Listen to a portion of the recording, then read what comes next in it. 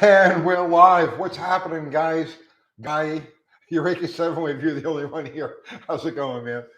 Uh, Dibs on first question. All right. It's a little, I look a little ghosty, don't I? Right? Let's turn this light on. Oh yeah. Okay, hang on. There we go. It's still a little ghosty. One second. One second. I gotta turn this light a little bit. I'm becoming vain in my old age. I want to look good for the camera, right? Chris Mace, Freemason, what's happening, brother? John Wilburn, the John Wilburn, promoter of the No Name Nationals, and I understand you changed the date on the No Name Nationals, John. I think. Kurt Zimmerman, what's happening? Eureka Seven already said hello to you. Don English, what's happening, brother, man? So. John Wilburn, I look like I'm ready for a killer grudge race. Oh yeah, yeah, I'm ready to rock and roll.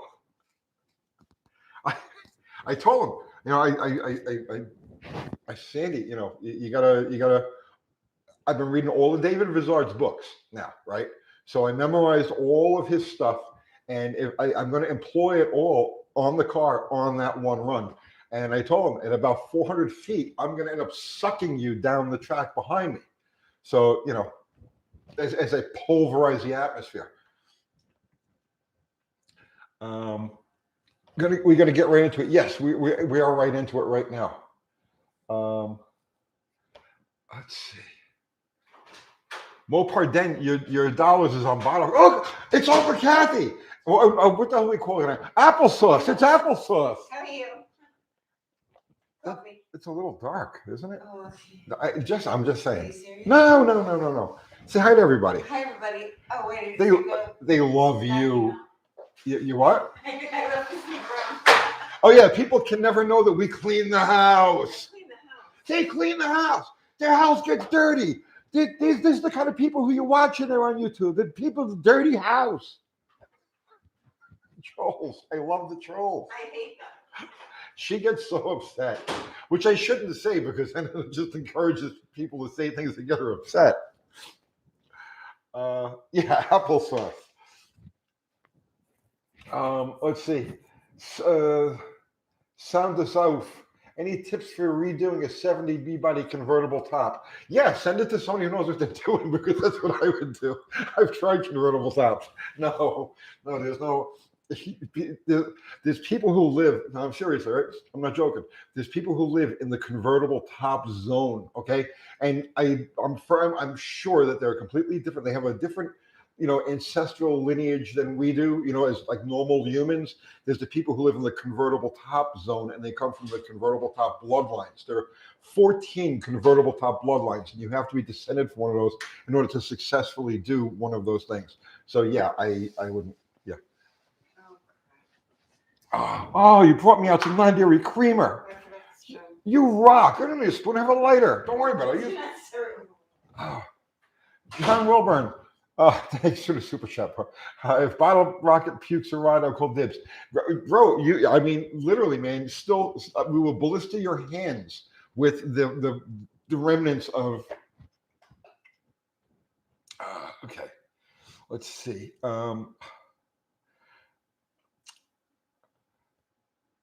Let's see.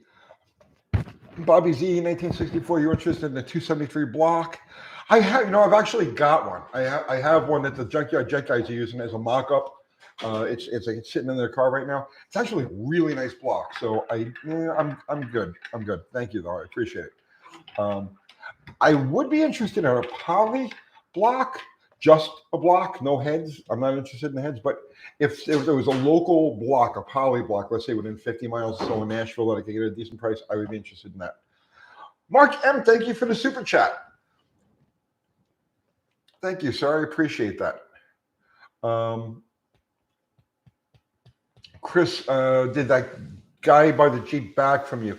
He called me. He messaged me. He offered me $500. I told him no, I can get more than that for the wheels, and I haven't heard from him back. Let's see. D. Staglione. Dylan had a live last night, and he's up for joining you on a live. Yeah, excellent. Have him reach out to us. You know, have him reach out. He's only down the road, right? I mean, we could just get together and do the live together, live. You know what I mean? We don't have to even mess with all of this StreamYard and these other things. Um, let's see. Um, John Wilburn, this is a question for you, brother man. Has a tentative driver roster been announced for the NNN? Yeah, the NNN. I like that. I like that. Although you know, some screwball is going to say, well, you know, if you make an N sideways, it's a K. You people are racist, right? You know that's going to happen. But yeah, the NNN, that's pretty cool. Good. Are cheap Chinese power steering pumps good? I would have to consult the Magic 8 Ball or the Ouija board for that. You know, most of the time when I have to make a decision, I use the Ouija board because it's. But you know, every once in a while you get that whole Zozo like thing going on with the demons and also, you know, I try to like. But yeah, your best bet, bro, if you want to find out Chinese power steering pumps, Ouija board definitely use a Ouija board. Will Pigeon, thank you for the super chat. I appreciate that. We're broadcasting out of the house tonight because it's like it's shitty out there. It's bad. In fact, I just left. I was at the shop this morning with Al. Al's working on Slaghammer. That car's coming along. We're gonna make a video about that car tomorrow. I don't know if he's gonna be there, but yeah, he was working on it this morning, and I left there probably around 1 or 2 o'clock, and then it just got shitty out. So I'm just gonna do it from the house tonight. Well, pardon, thank you, brother. I appreciate that. Add this to the Bottle Rocket Fund, my favorite UTG project of them all. That is, of course, it's kin to my own 72 car, and it Rock On Bottle Rocket. Bottle Rocket, you guys are going to be very surprised. Now, just for the record, because this is going to come up. I know it's going to come up. People are like, he's going to put a Hemi in it. He's going to put a Big Lock in it. He's going to put the Junkyard Jet Guy's motor in it. No. Bottle Rocket will be at the NNN. Right, John? The NNN. It's catchy, right? The triple N, the NNN. Bottle Rocket will be at that race with a 318 cubic. Okay, wait. When I say 318 cubic inches, it may be 321. Okay, but it'll be a 318 block. Okay, and heads to match. So just for the record, okay, if you pump that motor, right, it's gonna have a 338 crank in it, or 331 crank, I should say. And it's going to be either a 30 or a 60 overbore. I'm not sure yet which block I'm going to use. But, and it'll have iron production cylinder heads. So just for the record, because everybody's speculating what kind of motor I'm going to put in the thing or anything like that, it will be a 318. 300, you know, it'll be no more than 323 cubic inches. How's that sound? Jody Calhoun, if you built your own pizza, what would it be? Well, I mean, see, I used to have a restaurant and I used to make my own pizzas. So, I mean, dough, everything. We did all of that. What would it be? All meat, everything but pepperoni. I do not like pepper. I love pepperoni as a snack. Like, you know, I'll sit and eat a whole pepperoni, you know, slice by slice, but I do not like it on my pizza. I like pepperoni by itself. I feel the pepperoni overpowers a pizza. Like, there's a lot of subtle flavors in a pizza that just get crushed by the pepperoni. But it would be all meat, you know, all different types of sausage. Yeah, just meat, right? Just meat, and actually a minimum of cheese. Not nearly as much cheese as meat. DeStaglione, thank you, brother, man. Another super chat. Here's for the one spark plug you'll need for Bottle Rocket. I'm going to need more than just one. But thanks for buying that. And I will actually write your name on one of the spark plugs that's going in that motor. Fubar is here. What's going on, Fubar? And Fubar's got the link to our merch. Okay, so you know we no longer sell merch out of the store. We sell merch on the StreamYard, and you'll see a link to that to any of the things at the bottom. At the bottom of our videos, you'll see the merch store. So yeah, because I'm telling you, there's so much insanity, like shipping and just craziness. It's not. We spend too much time and too much money refunding orders and trying to find where this one got lost and how that one's all screwed up. And you know, you got 3 weeks and it's still not there. So it's like, you know, done. We're just done. No more. So all of the merch is going to get shipped via that link there, Teespring, and we'll still make merch, but that merch will be for in-person sales. Like for instance, say it's Austin, the Junkyard Jet guys. So Austin is those guys are going to be hitting a bunch of different events. I don't know which events they're going to hit, but they're going to hit a bunch of different events, and they'll be selling merch there. Al is going to be hitting. Oh, that's the other thing too. Okay, so Slaghammer is going out on Power Tour. Power Tour this year is starting in Memphis. It's coming right, literally down the street over here to the Nashville Speedway, and then it's going to go, further east, and then I think south, whatever it is. But Al will be with Slaghammer on Power Tour. That's the goal, to have that car running, functional, and everything by Power Tour. Let's see. Let's see. Mexican Spec. Well, Mexican Spec's asking a question to John. I think it's a good question. I think we should all ponder it or talk about it here. I lost it. He's saying, Mexican Spec is saying, is it fair for the bigger channels to participate? They have money to burn to get their cars done. What do you consider to be a bigger channel? Mexican Spec. Because we're certainly not a bigger channel. We're like at the tiny end of the bigger channels. You know what I mean? So we're not a big channel.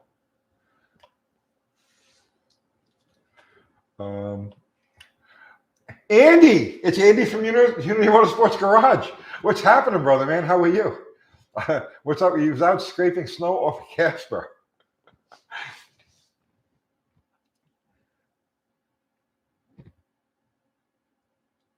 This is actually a good time to do some aero testing on Casper, right? Leave the snow on there and take it for a ride and see how the snow goes, and you get an idea how right?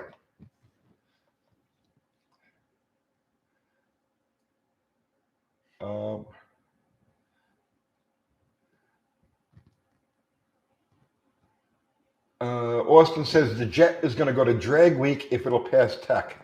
Now, okay. These are things that we need to. These are things we need to do here. Okay, so the rules for the No Name Nationals, the NNN, okay, say that there has to be 500 subs to participate. Okay, so, and this is very important, so people understand this.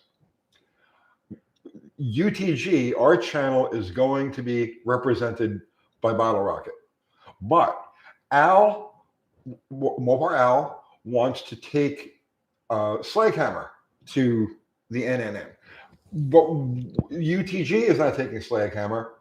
Al is taking Slaghammer. Al's running that car, right? It's like it's gonna come back to the shop for service and this, that, and the other thing, but it's where the car runs and how it runs and everything else is up to Al. So we need to get Al some subscribers. So if you would please, right? We got 200 and something people, 230 people. If you would please go to Mopar Al, his channel. Please sub. Okay, you don't have to watch. I don't care if you watch his videos or not. No, you should watch his videos whenever he makes videos. He hasn't made videos yet, but he's going to make videos. If you would please subscribe to Mopar Al, right? That would be a big help for him. We need to get him 500 subs. And now the Junkyard Jet guys, okay, they also plan on attending, okay? But there's no Junkyard Jet, there's no Junkyard Jet channel for you to subscribe to. But we are doing a motorcycle channel together. So I have no question that the motorcycle channel will have 500 subs by the time that event goes along. So I'm not even worried about that. So basically, UTG, this channel is going to, or our collective, not this channel, but our collective of people is going to be represented by 3 cars. We're going to be taking Bottle Rocket, Big Al's going to, or Mopar Al's going to be taking Slaghammer, and the Junkyard Jet guys plan on taking their car. But it's going to be 3 separate entries. We're not the same thing.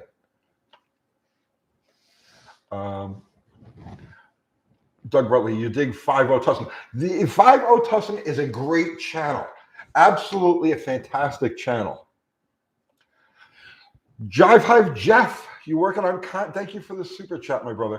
Working on content to get subscribers might be a few weeks to that, but I have a car. I have been getting ready, and my goal is to participate.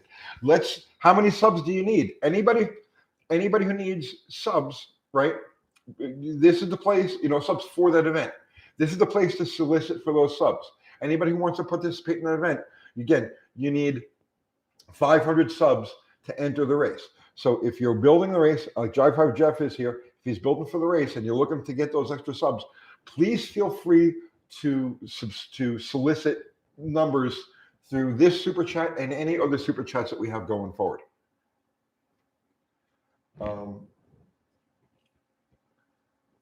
Mike Batista, Tussin is a cool Fox body guy. Tussin is probably one of the most underrated channels on all of YouTube. I don't watch a lot of his videos. Sometimes I get in because when I do sit and watch videos, I have a lot of things I have to catch up on. So I don't watch as many of his videos as I would like. But when I do watch his videos, I tend to binge watch, and I really enjoy them. I like the guy. I like his presentation. I like his attitude. I like his cars. Those things run hard. So I would definitely say that the Tussin is probably one of the most underrated channels in all of YouTube. He should have 500,000, 1 million subs. There's no question about it. He's great. Lobo GTX, what's happening, man? Dakota, I didn't see you sneak in there. You're a sneaky little guy, you are. Zero, what's happening, brother? The formula, why isn't Bottle Rocket painted under the hood? I don't know. I don't know. It didn't say paint me. It just didn't say paint me. I don't know. It might at some point.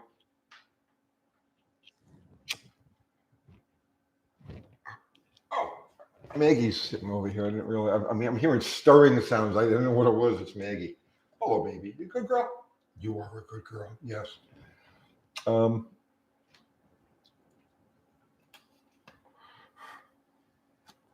FF, what's happening?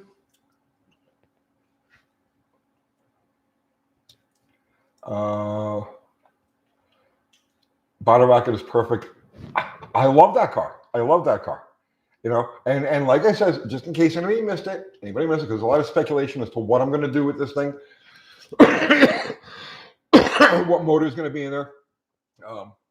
It's going to be a 318. We'll have a 318 block, a 318 crank, 318 heads, right? So it'll have all the right stuff. It won't have the one that's in there now. The one that's in there now, as I've said 1,000 times, is a mule.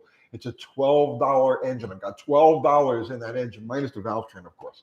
But the block, the heads, the valves, the bearing, everything, right? It's all used. It's all over 200,000 mile old stuff. So the motor that's in that car right now will not be in it, right? And it was never intended to be in it but it will be a 318.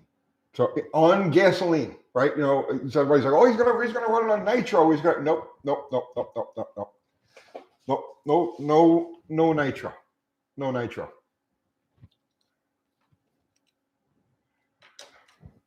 Unity Motorsports Garage. I agree, John. Bottle Rocket is my favorite YouTube car. But once you pull into the water box, it's on. Right? Wait a minute. Okay, and let's get something straight here for the record. All right? Let's get something straight here for the record. All right? Yeah, Andy, right? I love Andy. I mean, like, I literally love Andy, in a non-homo way, right? I literally love Andy. I love everything he does. I love everything he's about. I promote his channel. I promote his car. I promote his build, right? Always, because he's truly a good person. He's truly a knowledgeable, solid stand-up guy. So I don't want anybody to think that, that like, they hate each other or anything like that. I'm saying this now on the record, right? I have so much respect for Andy. It's not even funny, right? And when I have a question, right, I'm the guy that people come to, to ask questions. Well, when I have a question, I ask Andy. You see what I'm saying? So that's the relationship that we have. So just for the record, that's our relationship. But like he said, when you're pulling a water box, it's fucking war, baby. So so don't confuse the two. Don't confuse the two. White Trish Motorsports. Thank you, sir. You got a long way to go. You can use some subs. Well, there you go. Right? get White Trash some motorsports, some subs, so he can come and mix it up at the NNN. Which, by the way, I have nothing to do. I'm not saying this to distance myself. I'm just saying this is John and Dallas's event. It's not mine. Dan's Garage, thank you for the super chat, man. I'm getting the Mustang ready just in case I actually accumulate the 477 subs you need to qualify. Bro, Dan's Garage needs 477 subs. We have 300 people here. Let's get him at least 300 of those subs. You know, we can do this. We can do this. I think that anybody who wants to participate in this event should be able to participate in the event, but there is a qualifier. And I understand that there has to be a level. You know what I'm saying? A level. So, you know, I think 500 subs is fair. 500 subs shows that you're a dedicated content creator, right? Let's see. Jim Self, pre-roller versus roller 318. If you can, always go with the roller. If you can, always go with the roller. And I wouldn't have said that 2 years ago, but now, yeah. If you can, go with the roller. Let's see. Paul Shea, Tony, what is Mopar Al's exact YouTube spelling? I couldn't find it. As far as I know, it's Mopar Al.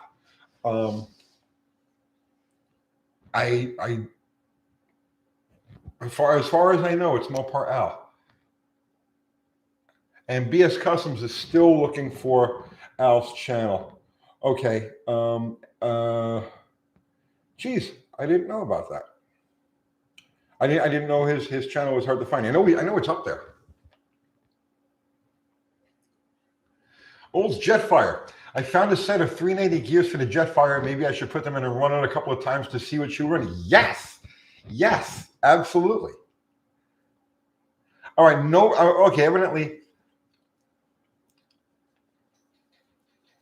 Type Mopar L to find the channel, the capital matter. Okay, so if for Mopar Al, right, it's Mopar Al capitalized AL, right?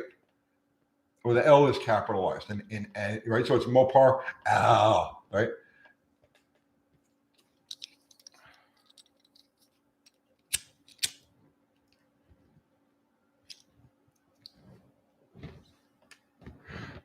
Eccentric Corgan.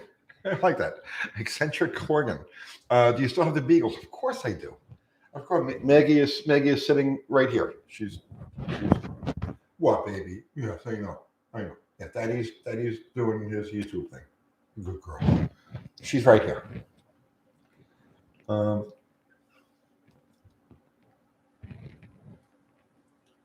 Big Belly Racing. Hello, fellow lockdown Ontario.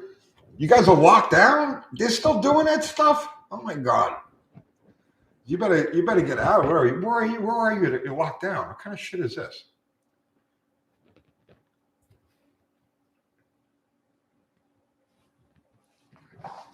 Okay. Austin asking, do you think Bottle Rocket versus Junkyard Jet would be a good race? I feel like the car deserves trial by fire in order of its completion. Well, I mean, I'm going to have to test, you know, but the testing is going to have to be done in Mexico. So if you want to come to Mexico and do some testing with me, then sure.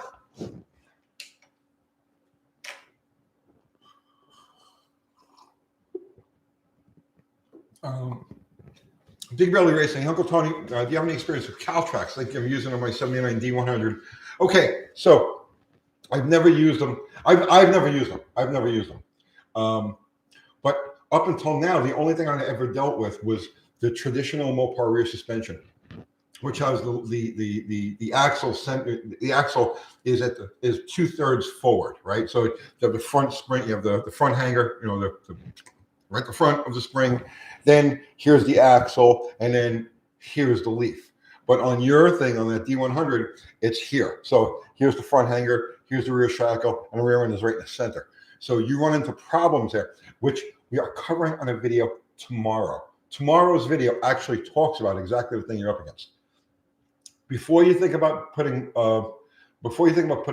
to spring in for the Caltrax, watch the video that we're going to do tomorrow, and I think you may find something in there that you can use that would be very almost free to implement.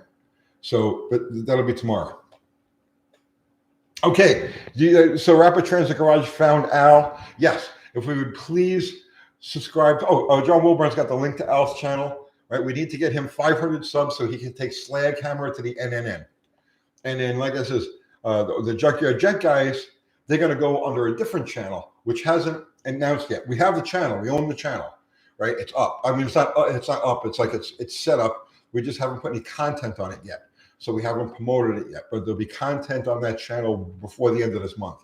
So we're not worried about getting Austin and the Junkyard Jet guys subs.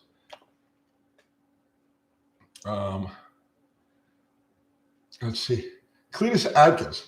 Tony, you traded half a bag of jelly beans and some pocket lint for your 318. And he spent more on valve spring retainers than you have in your entire car. Are you going to be competitive? I don't know, man. Let's find out. Let's find out. I mean, there's no ifs, ands about it. We're the underdog. I mean, there's no question about it. But I have a few tricks up my sleeve.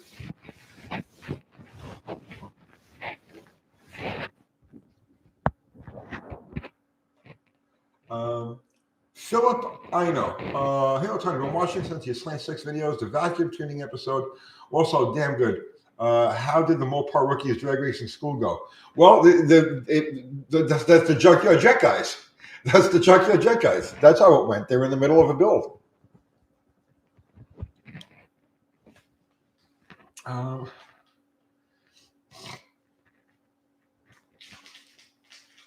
Okay. Okay, will Uncle Kathy run the swinger now? No, she'll be busy doing her thing that she does at the track, or making videos.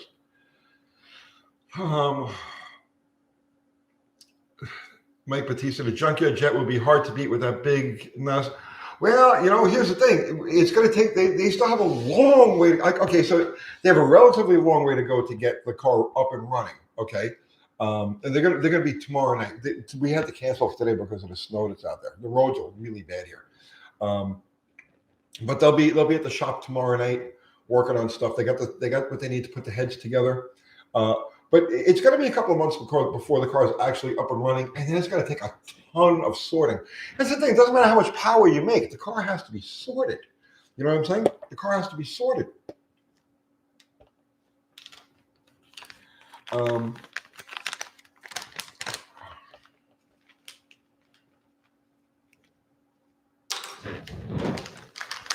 Dust Double Garage. Did you see the wad of cash Tony pulled out in that video? You only get that building hot rods on the cheap.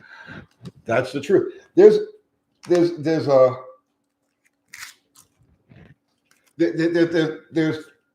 two. Okay, so I'm full blood Italian, right? But I was raised in the world of New York Jews, right? And some of my mentors, you know what I mean? The people that I learned from. I had black guys street racing, and I had Jews telling me how to do business. So I've got that. Okay, I'm Italian, but I have a lot of black and I have a lot of Jew, right? And the two things that always stood in my mind, right? The wisdom passed by them was, first is never spend more than half of what you have, right? Never spend more. So if you have $2, only spend $1, right? That's important. You know what I mean? Never ever spend more than half of what you have, and that means no credit. You don't ever borrow money, just right. Okay. And then the other thing is that, and this is an ultimate wisdom. There's an ultimate wisdom, right? It's that it's not how much you make, it's how much you get to keep. See what I'm saying? Don't worry about how much you make. How much of that what you make do you get to keep? Right? So that's my philosophy with this stuff. I can buy or build anything I want to. It's not a problem. But I don't, because it's like, it's like there's more challenge, there's more fun in building shit. You know what I'm saying? Yeah, I could spend a lot of money. If all I was trying to do is satisfy my ego, right? Yeah, I could spend a lot of money. I could have a lot of fancy stuff, but that doesn't do it for me. Doing this stuff is fun, and it makes for great YouTube content. How many of you guys who watch this channel? If I just went out and spent 20, 30,000 bucks on a motor and another 8,000 bucks on a transit, how many of you people would be interested in watching that? How many people would care? If I took a car to the track and just went A to B, how many people would care? Nobody. It's the challenge, it's the scrounging, it's the making things work, it's the covering hurdles and doing unorthodox things. That's what makes everything interesting. That's what keeps me interested. That's what keeps, you know what I mean? So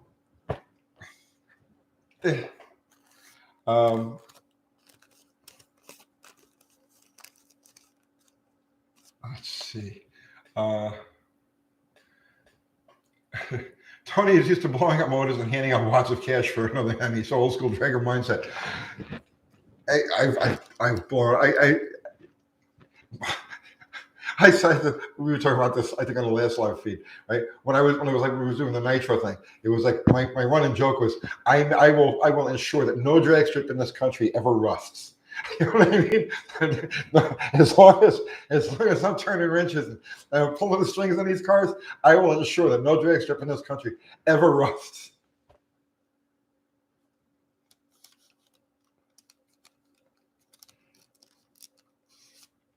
Cletus Atkins, I think Andy is going to build so much power he won't get it to do anything. Gee. I wonder if I might not have been thinking along those same lines. One and done off the trailer.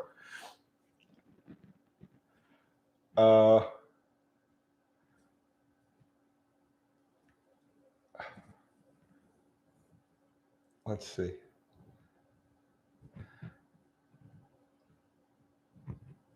Let's see. It's not what Paul Shea is saying. It's not what you spend. It's how you build it. Parts make power, not money. No, parts don't make power. Knowledge makes power. Let's see. Poverty is a great motivator. There were times when I was really super broke, and it's funny too, because the times that I was super broke happened to coincide with those periods in my life where I was super competitive. You know what I mean? Like, I'm not really competitive anymore. I don't care. You know what I mean? But there were periods in my life where I was like really competitive. You know, I was like testosterone overload. You know what I mean? I gotta win at all costs. And those times actually coincided with when I was the most broke. You know what I mean? So as you go through life, the less competitive you get, the more money you have.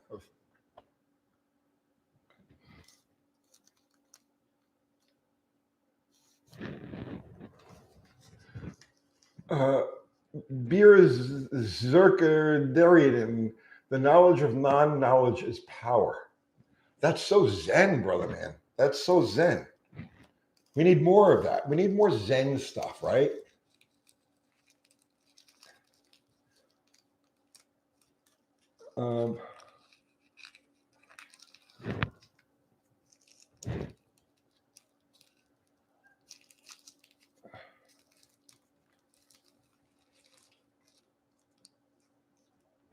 Boy, you guys are really stuck on the whole Brian Cabral thing. I keep going. Listen, I feel bad for that guy. He's tragic. Okay, the guy is tragic. Hemi Head 68, thank you for the super chat. How is it some engines, typically NASCAR, NHRA, etc., can achieve such a high top end RPM, 10,000 when we're limited to like 6,500? I mean, valve train stuff is the big limiting factor.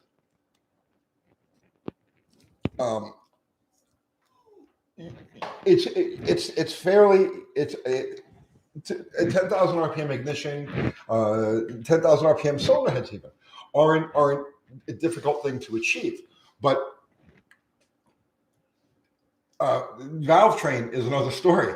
You know, valve train stuff becomes exponentially more expensive and throwaway the higher the RPM ladder you go. Your street engine, you can run your whole life on a set of just heavy duty springs at 6,000 RPM and you'll be fine forever. But you go to 7,000 RPM and now you need real springs and they last a couple of years and then they're done. You go to 8,000 RPM and now they cost hundreds and hundreds of dollars and they're good for 40 runs. You go to 10,000 RPM and you're talking about $1,000 valve springs that are good for 2 passes and you throw them away.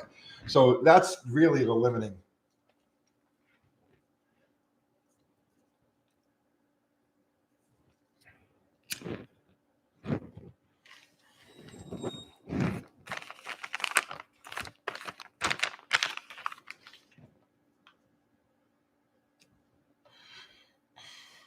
Michael Phillip, is Uncle Kathy ever coming back? She's here all the time.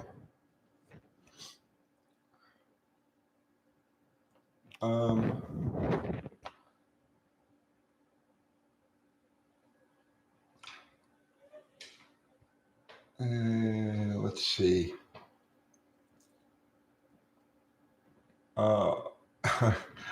Kalthoff, any advice on removing a starter that is stuck in the bell housing? That's got to be a Ford. That can only be a Ford thing.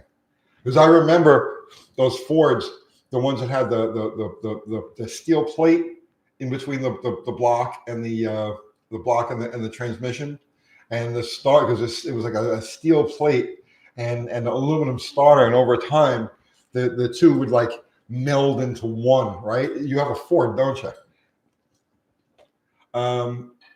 If hitting it with a hammer is out of the question, then I would heat it. I'd grab a MAP gas torch and I would just heat around the perimeter of the starter and it'll release. Doug Narden, Tony, the picture behind you is one Wild Willie Borscht and Winning Express. Yeah, that's Wild Willie Borscht, and that's Jungle's Nova, and the Coupe de Nitro thing is actually signed by Kenny Youngblood. Which he didn't sell those signs. Uncle Kathy hooked me up with that years ago.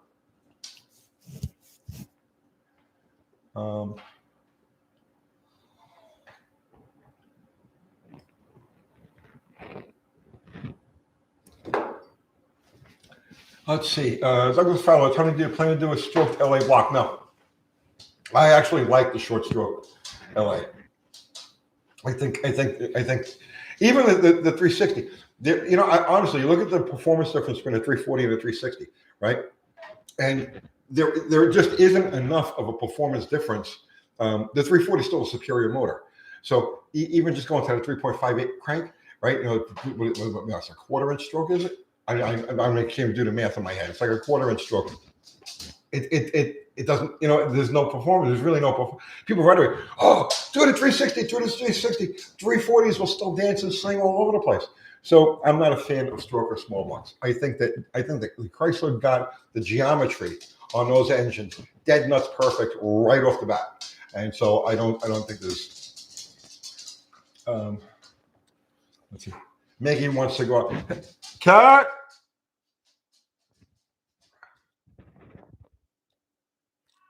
Could you let Maggie out?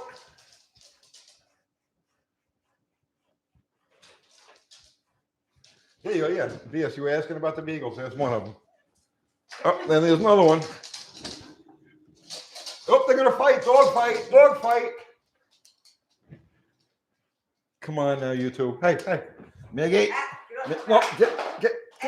No, go out. Go have a cookie. Give me that. Go have a cookie. They're gonna fight. This is what happens. They're girls, there's always the cat fight going on. I love that. Maggie, come. Maggie, go get a cookie. Go get a cookie. Okay.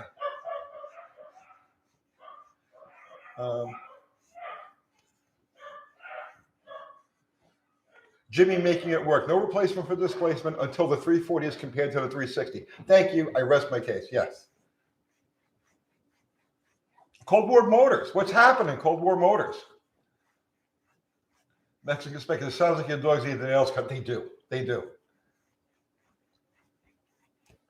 West Coast Fishing Adventure, Jim Grundy's Slant 6. What do you know about it? If you're talking about the overhead cam motor, I think that's the stupidest thing I've ever seen in my life. Why is that the stupidest thing you ever saw in your life? Because it answers a question that was never asked, right? The Slant 6 never, ever, ever in its entire existence had any issue with top end, right? So going overhead cam is pointless unless you're going to make it a cross flow head, right? So I would if I was going to do a Slant 6 head, if I was, let's say, to go from scratch and do a Slant 6 head, yes, it would have to be overhead cam because it's the only way that I would be able to make it cross flow. But that overhead cam Slant 6 that popped up, it's just overhead cam. And it's not cross, so it's still a reverse flow head. So what the fuck was the point of putting an overhead cam on it?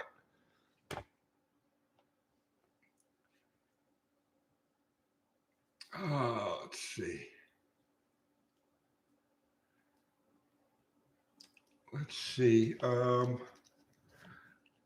This 170 Slant 6 was a 7,000 RPM motor. Yeah. It went $7,000. The 170, not the 225. The 225 cannot go $7,000. But yeah, the 170 would go $7,000, and it did it with a completely stock valve train. So like, what's the point of overhead cam? Unless you're doing a cross flow head. You can't do a cross flow head, for those who don't know.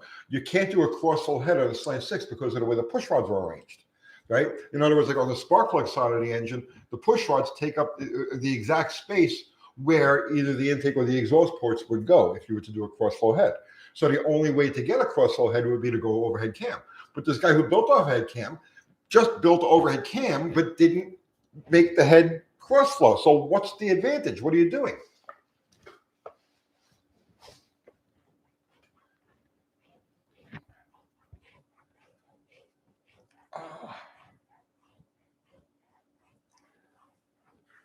Troy Jones, just build a V8 and be done. Troy Jones, where is the sport in that?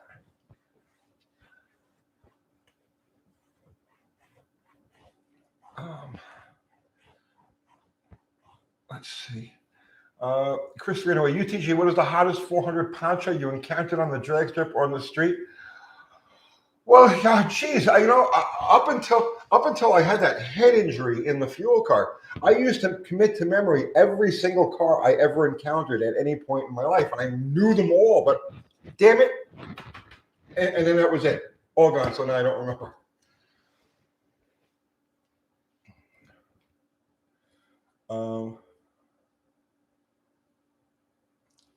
Indiana Slim, Zen thought 13-second car is 5 seconds better than an 8-second car. That is that. Well, man, that's really Zen because okay. All right. Let me digest that. See, I shouldn't have read that. Now I'm sorry I read that because now that's occupying my consciousness. How is a 13-second car 5 seconds better than an 8-second car? Oh, that is Zen. That is Zen.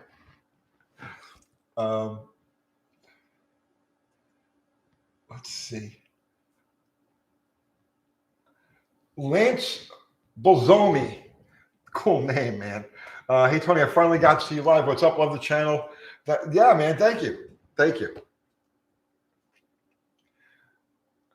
Andy's checking out. I see you later, brother, man.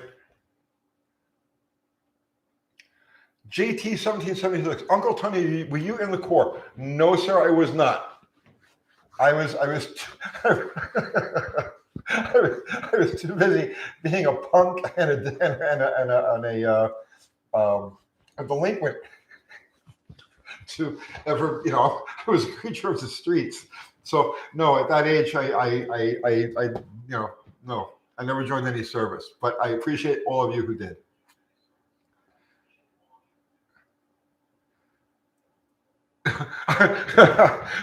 Cletus Atkins. Okay, now we can trash talk about Andy.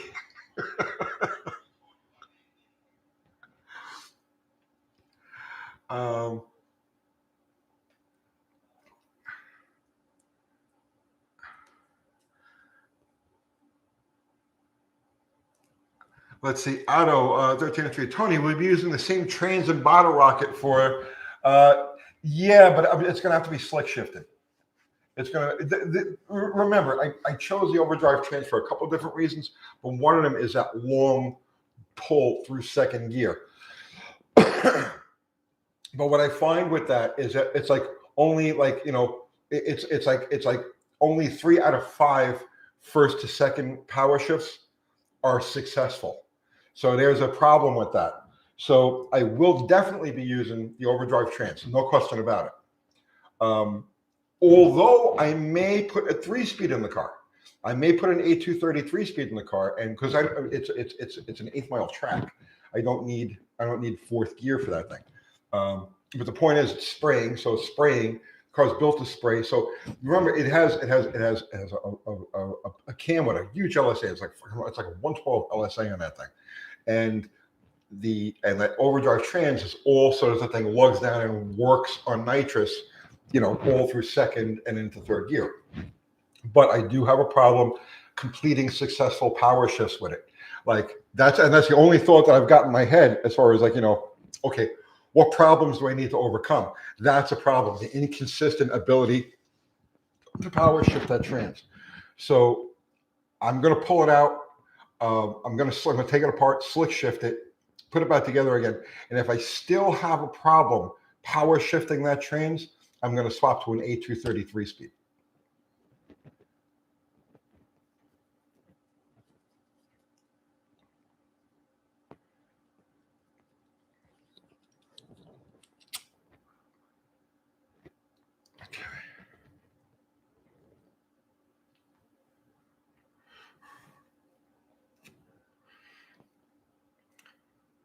Lindiana Slim, 5 more seconds of fun.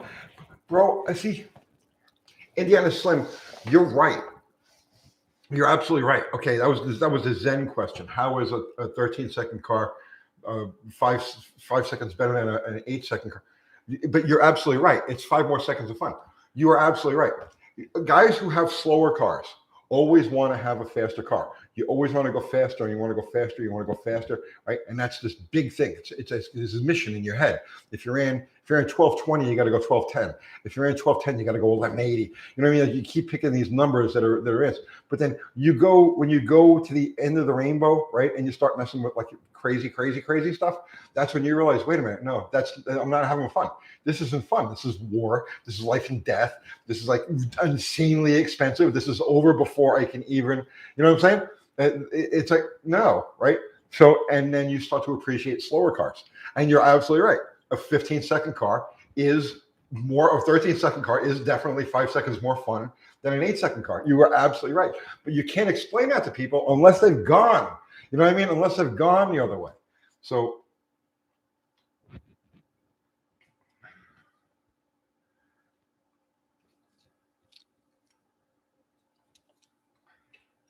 half-fast garage. It's more fun to drive slow in a car fast. It's more fun to drive a slow car fast than a fast car slow. And that's true with cars, motorcycles, right? Yeah.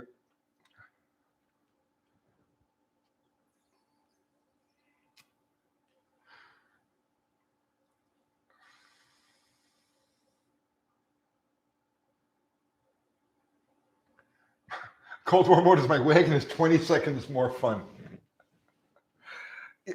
Just enjoy the challenge that you put in front of yourself. You know what I mean? And most of the time you go into the track, you're going to go bracket race. Almost always it's bracket racing, right? So just focus on, don't worry about trying to go faster. Just focus on hitting the tree right, you know, getting all the, you know, don't, just have fun. Just go have fun.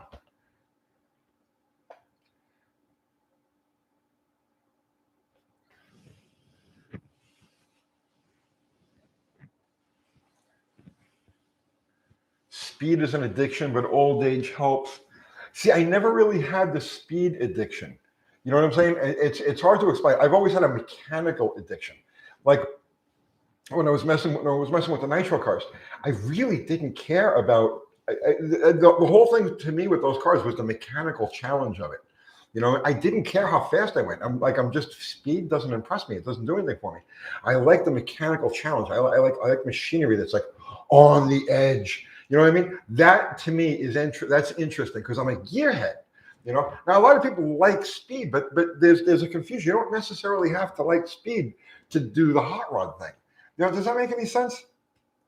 It's just like you take somebody like Smokey Yunick, right? Everybody's legend, Smokey Yunick, right? And the guy ran he drove one race.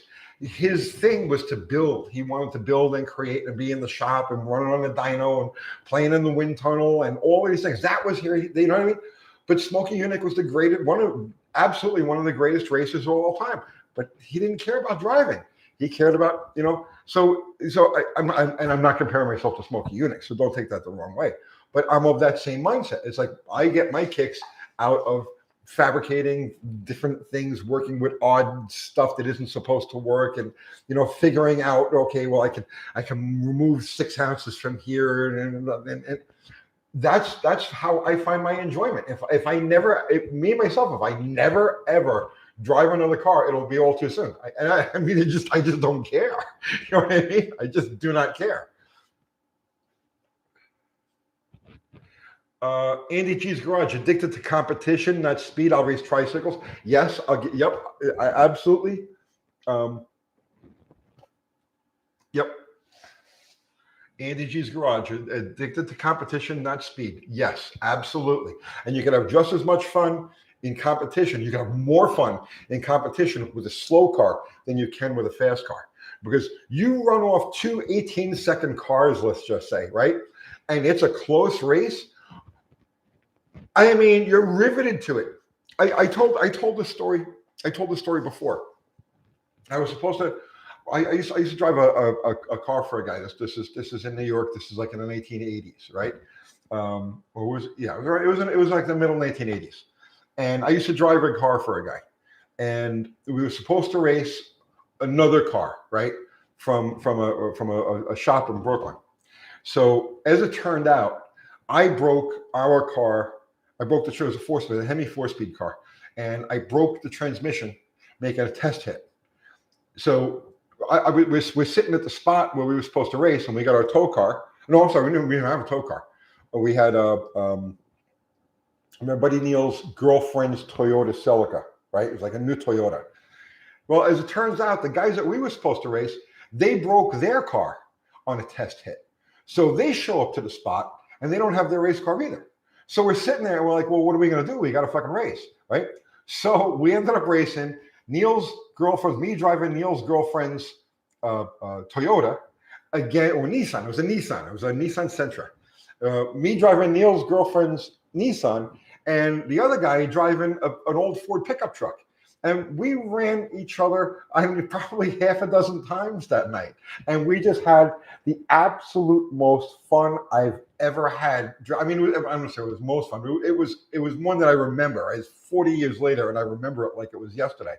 And just as an aside, I ended up winning, and I had to drive naked to do it. We had gotten to this, and this was in like February in New York City. It was freaking cold. And we had gotten to the point, the races were so close, we were pulling stuff out of the cars. And finally, like the only weight I had left that I could take out of the car was the clothes that I was wearing. So I drove the car butt-ass naked, and I won the race by a bumper. So Scott, if Scotty's out there, you remember that, right? I hope you remember that.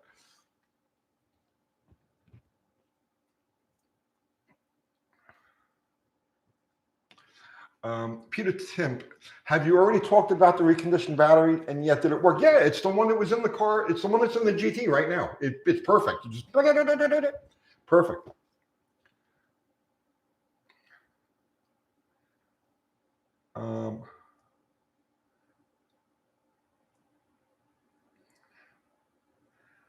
Ronnie Socks was the bestest.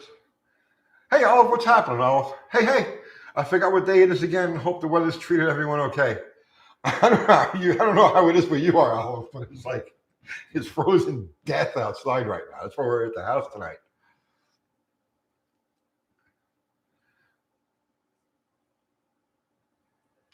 Dakota's Town. Tony, are you going to share your performance tricks you're using on your next 318? After the race.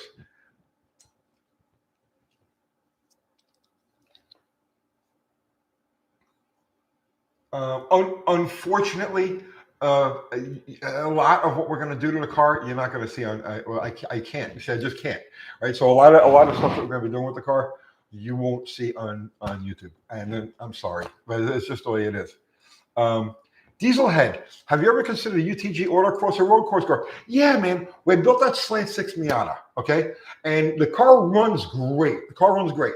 It's fast. I've had people who drove hot rod Miatas and they drive mine and they're like, yeah, the car's fast. This thing works great. I have no interest in it. I cannot begin to tell you how disinterested I am in the whole thing. When I built the car, I was like, yeah, let's do this. This is going to be great. We'll go autocross racing. So, and then I took the car for a few buzzes around the parking lot and everything. And it's like, yeah, this is okay, but it's just not worth driving down the street for. And the car's been sitting ever since. I haven't touched it because I'm not motivated enough. I just don't care. Dakota, Tony, you're going to put your heads on a flow bench for your 318 build? No, I've never used a flow bench and I never will. Probably. I mean, I don't know.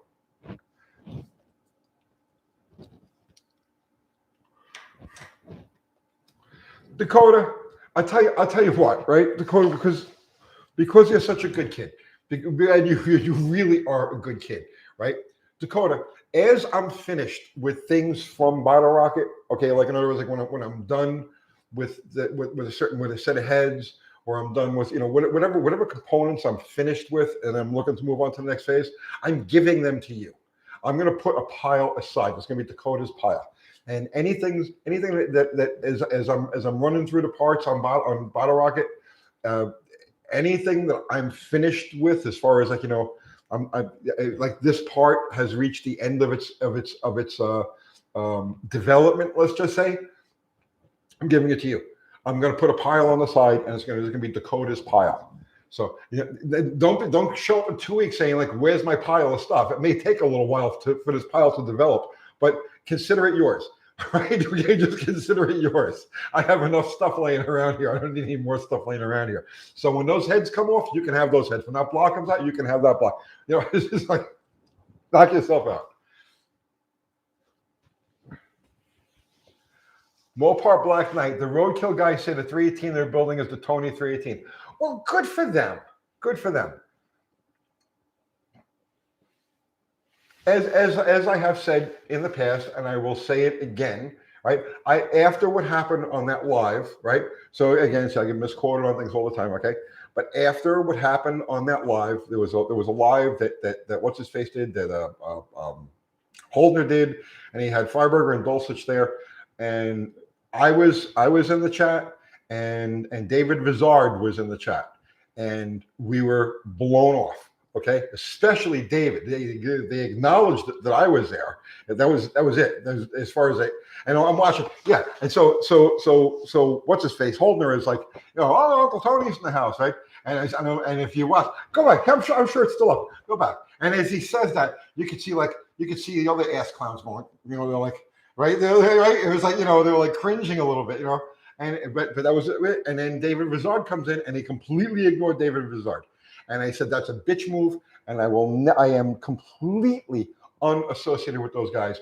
And that is the reason. And that's my story. I'm sticking to it.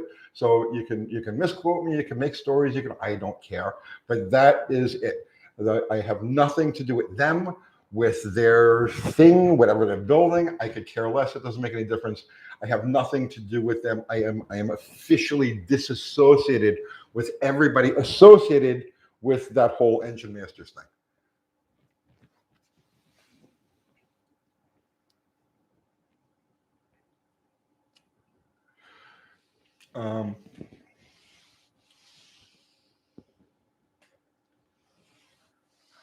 Andy G's Garage, anyone who is dismissive of Mr. Vizard is a complete fool. I agree. Exactly. David popped on there because he had actual dynos. So it's like people like, oh, Tony, why don't you put it on a dyno? Why don't you prove it on a dyno? I don't have to. David Vizard did. And he was there to discuss what he found on a dyno. A dyno. Everybody's like, oh, they want to see dyno results. They got dyno results. They found nothing, right? Yeah, but David Vizard found 7 freaking horsepower on a little fucking Cosworth motor. right? David Vizard believes in this fucking process because he tests on a different type of dyno. Depending on the type of dyno you use is whether or not this shows up. The type that they use, it doesn't show up. The type that he uses, it does show up. But Holdner completely ignored him, and I know he saw his name there. So, and that was it. I was like, this is a bitch move. I am not dealing with this stuff. So they can build, they can do whatever the hell they want. I don't care.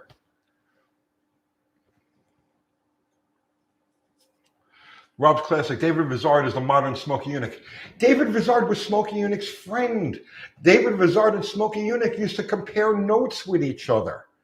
Do you understand this? Do you understand the kind of brain trust you're talking about here now? You've got these, I'll say it, period. Yeah, you've got these fucking buffoons out there on the West Coast, okay? Versus somebody like the caliber of David Vizard, right? Who was somebody who was associated with and compared notes with Smokey Yunick. This is monsters, like, okay? And then you got these freaking guys, right? So, I mean, it's absurd. It's absolutely absurd. And I have no time in my life, no capacity for absurdities unless I create them myself.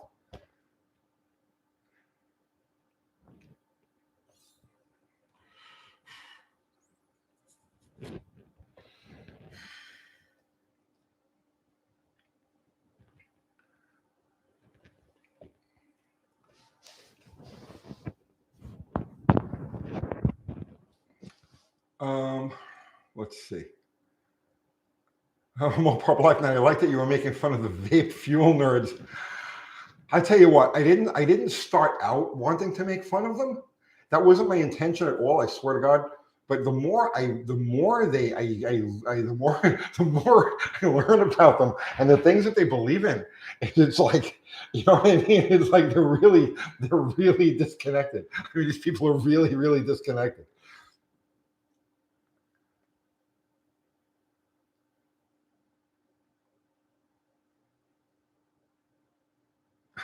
Dakota's talking about Tony. That's so awesome. I'm very excited right now. Like one fellow said, I'll be waiting with open hands. Bro, I'm telling you, this shit is yours. It's like you know what I mean? Because when you're messing with stuff like that, when you're done with it, you're done with it. It's like, and then it just becomes something you hang out, like you stick on a pile someplace. And I don't like to sell parts. You'll see that. I mean, and selling parts was my business, right? Selling parts was my business. But I don't like to sell stuff like that. I don't like to sell, like, you'll never see one of my cars for sale or anything like that. I'll park the car out before I sell it whole. Because I just don't want to deal with it. You see what I'm saying? There's always repercussions. You sell something and it's like, people have always got shit to say. It's like, you scored me on this. Oh, but this wasn't exactly the way it was supposed to be. So you know what? No, I mean, I don't need the money that bad. I just don't. Right. So I would rather just fucking either throw the stuff away or give it to somebody. And bro, I'll just give it to you.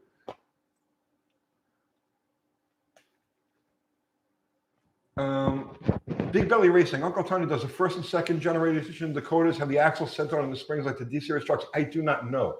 I don't know. I don't know what suspension is under the Dakotas.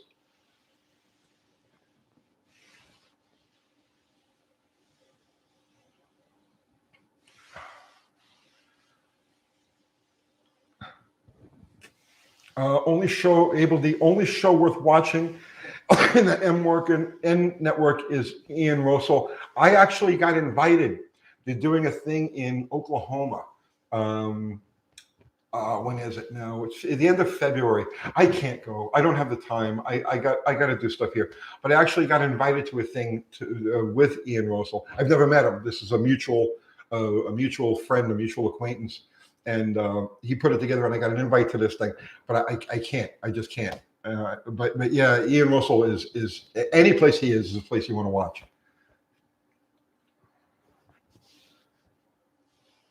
SRP, I'll give you 30 grand for your Roadrunner. Nope, none of it's for sale.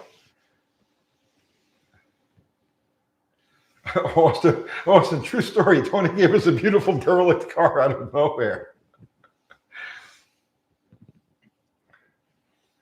Yeah, Austin knows how I am. It's like, oh yeah, take that. Oh, that car's got frame connectors in it. Just take them out and use one in your car. That's the way I am. I just don't care.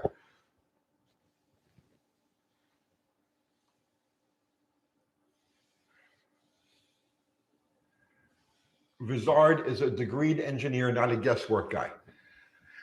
Well, I'm not accusing anybody out there of being guesswork. Okay. So I don't. Okay. Let's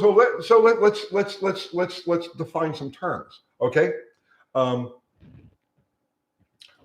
Richard Holdner is a very intelligent person, and he's very capable at what he does, and he knows what he's doing. Okay.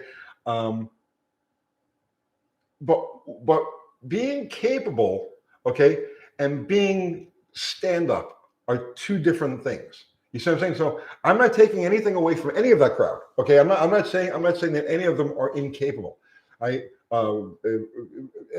just say the Engine Masters group. Okay, I'm not accusing any of them of being incapable or dummies or not knowing what they're doing or anything. No. So don't again. See, don't misquote me on stuff, right?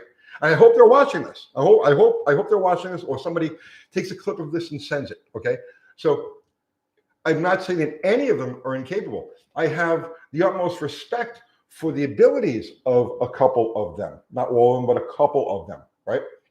And I've said so, and I would tell them to their face.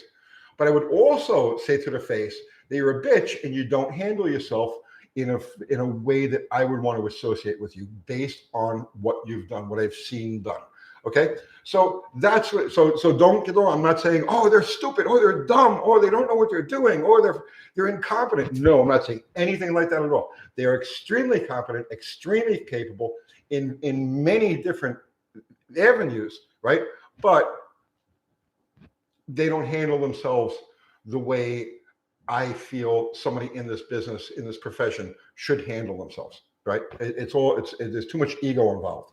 There's too much ego involved. I come to YouTube, right? Completely disconnected from my ego, right? I satisfied my ego generations ago, right? Like before a lot of you guys were even born. I satisfied my ego. I'm like, okay, I'm done. Now we're just going to cruise for the rest of my life and have fun. Okay, so I come to YouTube completely divorced from ego. For them, it's all about ego, and I have no time for that. I have no capacity for that.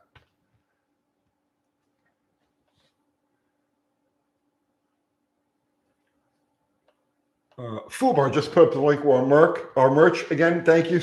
So our merch, we have a Teespring store now. It's not the same thing that we have the regular store that we used to have. Now we've got the Teespring store because shipping just got crazy. The whole logistics of getting things done and out, and it just became too much. So we're passing that off to Teespring. So now, if you want to buy any of our merch, hats, or whatever, I don't even know what we have there, right? It's all in Fubar just put the link there. And it's all Teespring, and you can see the lineup of it under our videos in the description part of our video. I didn't even look at the stuff. Big Mike's Hoopty Barn, thank you for the super chat, man. If I get enough subscribers to get to the No Name Nationals, I think I should have my own class. Most unnecessary modifications. I love that. Big Mike. There should be a rat class, right? You know, just show up with the rattiest thing you possibly can, right? There should be a rat class. But thank you for the super chat, Big Mike. Freddie left you. Thank you for the super chat. Uncle Tony, can you start a parts pile for Chevy Caprice for me? Yes, absolutely. Freddie, any Chevy Caprice stuff I come across is all yours. Definitely. Napa Garage, what's the details for these no-name nationals? I'm interested. John Wilburn, would you please give Napa Garage the details? Give everybody the details on the no-name nationals again, or the link that they can go to find out about it.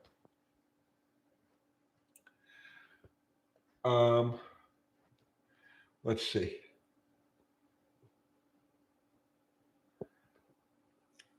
So, oh yeah, subscribe to Mopar Al so he can race Slaghammer. Yes, Al. Remember, Slaghammer is the car belongs to UTG, but Al is running it. Al's the one who's driving it, so it's going to be entered under Al's name. So Al needs 500 subs. So it's Mopar Al, capital AL, right? If you could go subscribe to that, I would greatly appreciate it.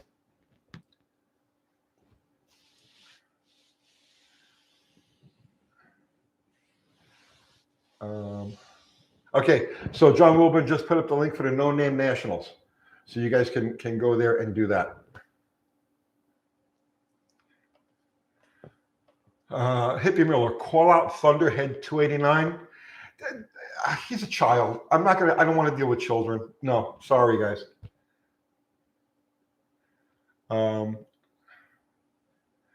Dakota, Tony, I've got like 3 possible cars built in my head already. At your age, you should have 10 possible cars built in your head.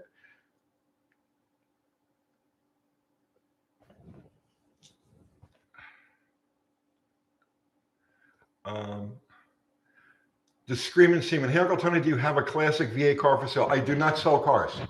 I do not sell cars.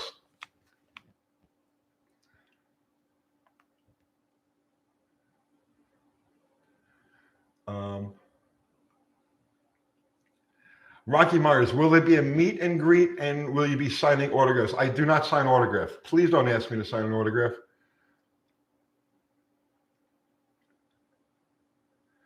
Austin Coyle is one of the best tuners of all time. He absolutely is. Absolutely. And see, there's a guy, he drove a car once. He drove the Hustler once and said, nope, okay, that's it. I'm not into that. And he focused on tuning. And so that's,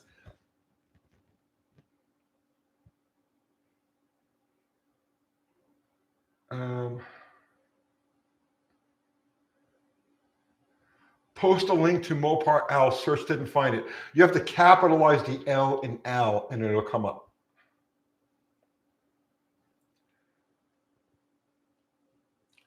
UT, what viscosity oil do you use for your beard? I got to trim it already, right? No, nothing, man. I just pure hair, just pure hair. The Kickendell, what's happening, brother, man?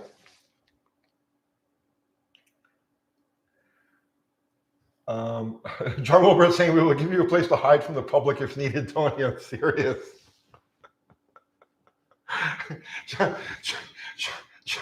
John Wilbur knows how I am, right? John Wilbur knows how I am. I'm really, yeah. I have issues. I'm just putting it out there. There's no defense for how I am, right? So there is no defense for it. There's no excuse for it. I have issues. It's that simple. I have issues. I own that. You know what I mean? John Wilbur knows just how bad my issues are, right? He likes me in spite of it. So, you know what I mean?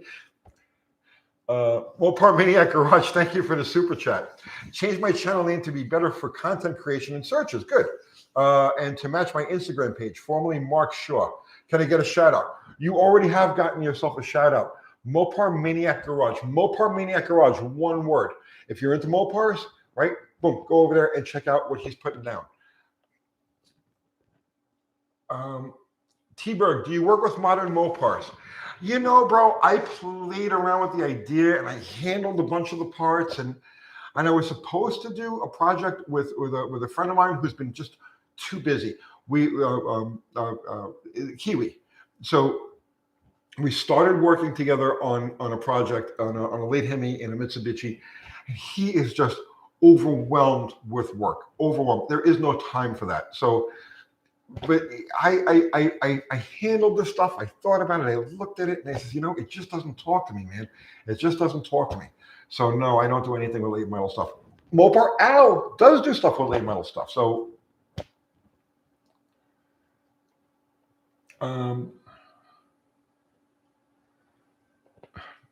yeah, the Mitsubishi. Big Bad John, ever consider doing a go-kart build? I have, oh man, I have a really hammered one it's on the side of my house that I picked up for like $100. It was on Facebook Marketplace, and I picked it up. I said, all right, well, let me just grab this. Maybe I'll do something with one of my granddaughters with it. But then after I bought it back to the house, I looked at it, and it's really ratty. It's really not something I'm gonna deal with. So. Yeah, I'm gonna do something with a go-kart, but I gotta wait till my granddaughters get just a little bit bigger, and then we'll do some. Yeah, I definitely want to do some go-kart stuff with them.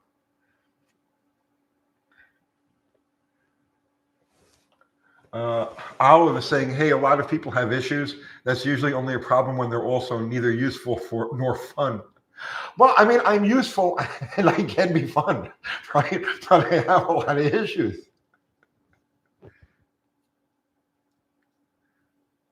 Joe in Michigan, I was a Gen 3 Hemi fan until I owned one. You know, I drove a bunch of those cars, the late Hemis. They're fast, they really are, but man, they just don't do it for me. They just don't do it for me. I can't explain it. If I could put my finger on it, if I could pinpoint and say I don't like the new ones because of one thing, right? Uh, I would, you know, as a whole, in total, they don't do anything for me. I wish that they did. I wish that there was a place inside me that could find a way to embrace those cars and say, yeah, this is cool. I like this. I just don't like it. And it's like if you're messing around with late model Mopars and you're having fun with it, I mean, more power to you. You know what I mean? I fully support you screwing around with these late model Mopars. But me myself, I'm just not into it, man. It's like asking me to build like a hot air balloon. You know what I mean? It's like I just, and to me, honestly, I mean, you see, that's the thing, right?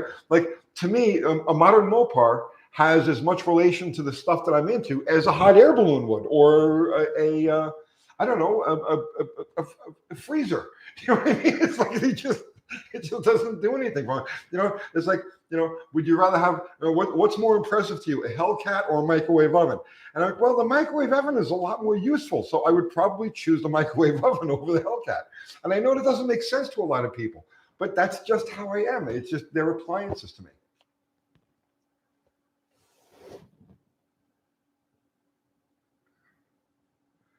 Um,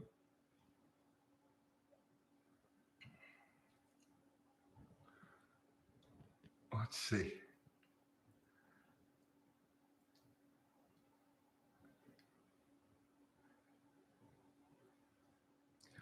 Um, by Uncle T, when you flush your cooling system, do you refill with tap or distilled water? Tap water. Tap water. But a lot of that has to do with where you are. Okay, like if you're in an area that has hard water, you know, like a lot of lime in the water, then yeah, you don't want to use your tap water. But where we are here, it's not bad at all. So I just use tap water. It just depends on where, you know, the type of water that you have. If you need all kinds of gizmos on your sink to make your water drinkable, then don't use it in your car. But if you don't have any gizmos on your sink for drinkable water, then yeah, go ahead and just use it in your car. Mopar Den, tonight should be an overnight marathon. We're in a snowstorm here, going nowhere in the morning. Yeah, I don't know about all night, man. I start to get talked out after a couple of hours. I mean, like these lives, I talk, 2 hours of these lives. I actually use more words than I do at any other time. Like you take all of my conversations through the entire week, and they don't add up to the number of words that I spit out on one of these lives.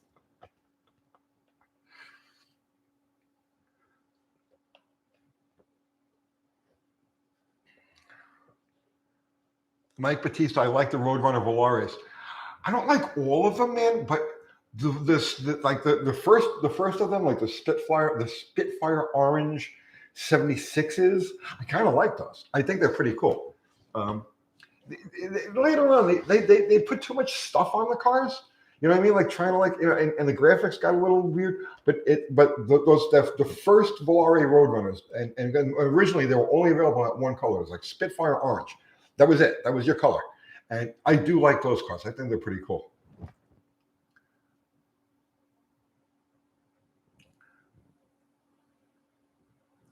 Um,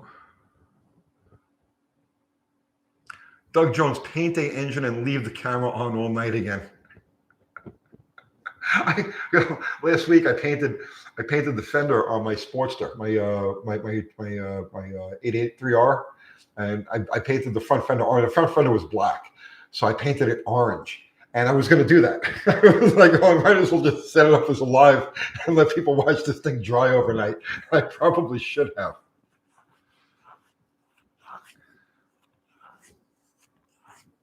Um,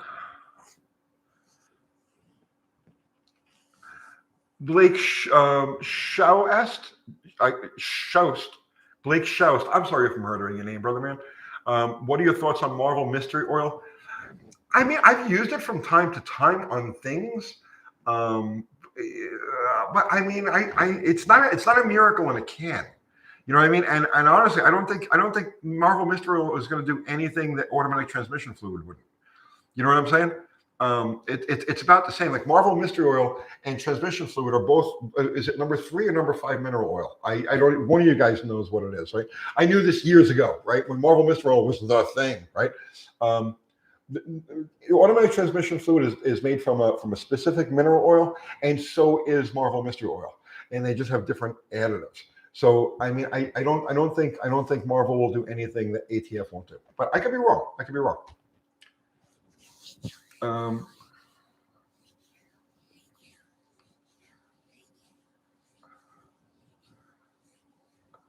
Olive, I almost bought a pretty nice Valera Aspen Coupe at a police auction in Texas. Fortunately, at the last minute, I noticed 2 buckets of mackerel exploded in the back seat. Oh, God. See, you would have to torch the car to get rid of that smell. Austin wants to know, hey, Tony, can we do another paint drying stream when we put the heads on for the mount? Sure, if you want. We could do that. Zeus, you finally got the hoodies. I didn't get them. Teespring got them. We only supply the artwork. Teespring does everything else.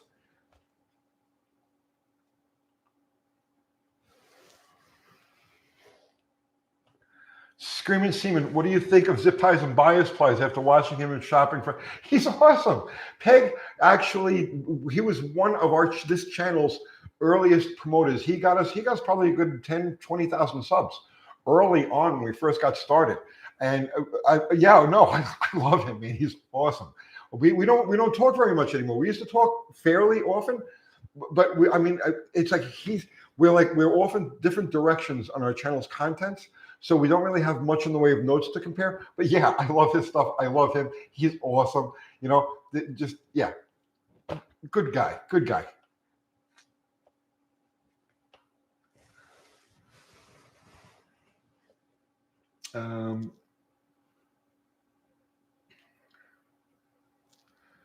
Let's see. I just answered that about zip ties. Joe in Michigan, zip ties is how I found you. Yeah, a lot of people did. We had a few people like early on that really gave us, like big boosts. The first was this guy, Chop Shop Underground. Chop Shop Underground. We had like 100 subscribers, 200 subscribers, and he had like 3,000 or so. And he gave us a shout out, and that gave us a big boost, right? We got, I think that's what got us over 1,000 subs, or maybe right at 1,000 subs. And then we had gone along a little more, and we had like maybe 15,000 subs or so, 20,000 subs, and Zip Ties gave us a couple of shout outs. And then that brought us to like 40,000. So it was a big jump. And then later on, Scotty Kilmer gave us a shout out, and that was a big deal. So, okay, one of my dogs coughing. So yeah, we've had several boosts along the way, and I'm forever grateful. I'm forever in these people's debt. I very much appreciated it. We would not be here without the help of other people.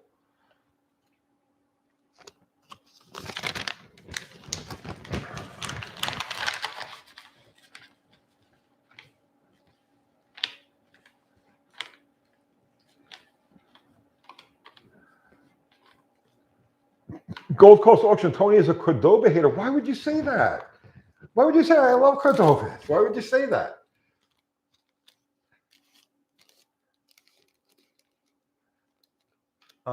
Zeus, what video did Scotty Kilmer give you a shout out in? If you remember, I don't remember what video he did, but it was we did the thing on the Gen 3 Hemi cam problems. No, about Mike Batista. I do not hate Cordobas. I actually like Cordobas. Cordoba's a B body. It's a B body. No. Cordobas are cool. Have you ever driven a Cordoba? Have you ever spent any time in a Cordoba? They're fantastic cars. Like if you need like if you're looking for like a highway cruiser, you know what I mean? Something that just like go cross country and just like living large, You know what I mean? A Cordoba is like an ultimate cross-country type of car. And honestly, I think if I didn't have the 73 Roadrunner, I would have a Cordoba because they're the same. The Cordoba and the 73 B bodies. The Cordoba and the 73 Roadrunner are the same car under the skin. So if I didn't have the 73 Roadrunner, I would have a Cordoba instead.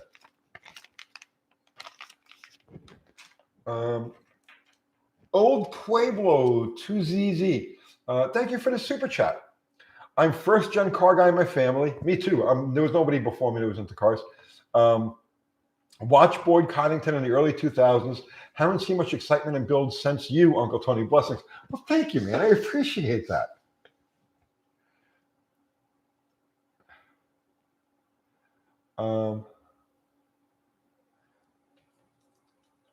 Mike Batista, I think I'd rather have the Magnum. The Magnum's a better looking car, but the Cordoba fits the head. You know what I'm saying? It's like okay, you know, if you want to like lean back a little bit, take on that Gugine type of driving, you know what I mean, and just like motor the miles away with like, you know, mellow shit playing on the you know, it's like the Cordoba, right? But yeah, I agree. The Magnum is a better looking car, but for the purpose of that cross country, you know what I mean? I think I would take the Cordoba. Tony, have you met Boyd? No, Boyd Coddington is somebody I never met.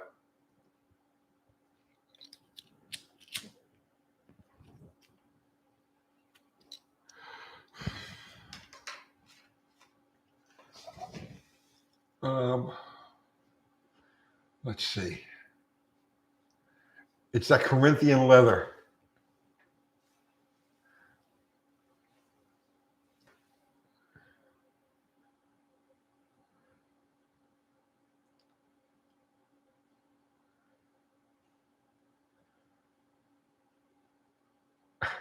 Cruise near Cordoba. Okay, cruise near Cordoba and play some yacht rock.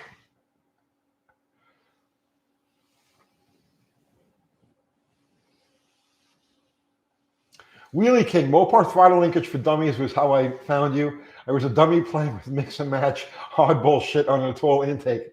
Bro, we've all been messing around with mix and match stuff on tall intakes. But yeah, that's why I did that video, you know.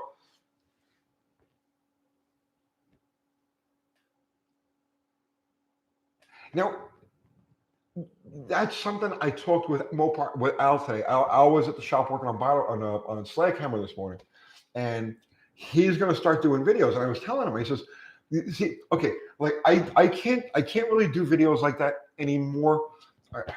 I'll explain. I'll explain it to you. I'll explain how this works. Okay, it has to do with the YouTube algorithm.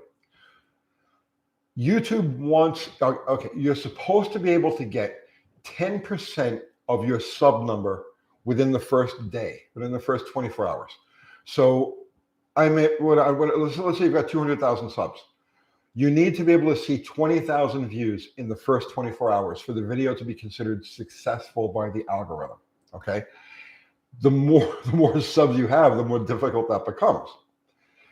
If I do a very specific, let's say Mopar throttle linkage video, it would be a valuable video, but it won't get that 20,000 views in the first 24 hours. And now I think we're 220,000 views. So the algorithm is going to want to see 22,000 views in the first 24 hours, or YouTube won't share it. And if they don't share it, it doesn't get out. So, and I don't get paid. So I can't do those pinpoint videos anymore. It has to be broad. So I would have to do a video on adjusting various throttle linkages. Let's just say, I have to include a lot of different ones, so it would include all different cars.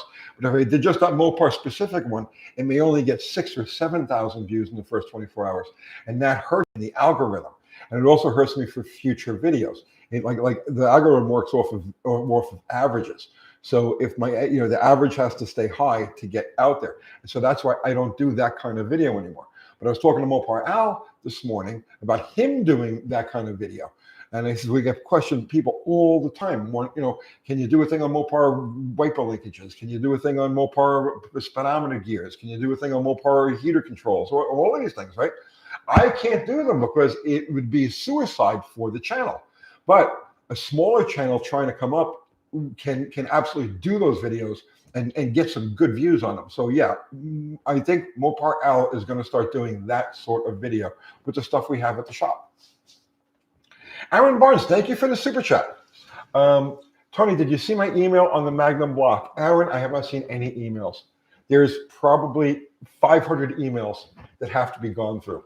And then tomorrow there'll be another 500. It's ridiculous. So if Kathy sees it, she'll let me know about it.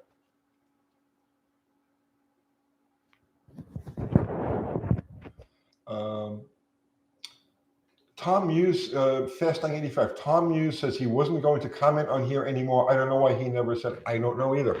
I know he was here all the time, and then he just disappeared. I have no idea what happened with him.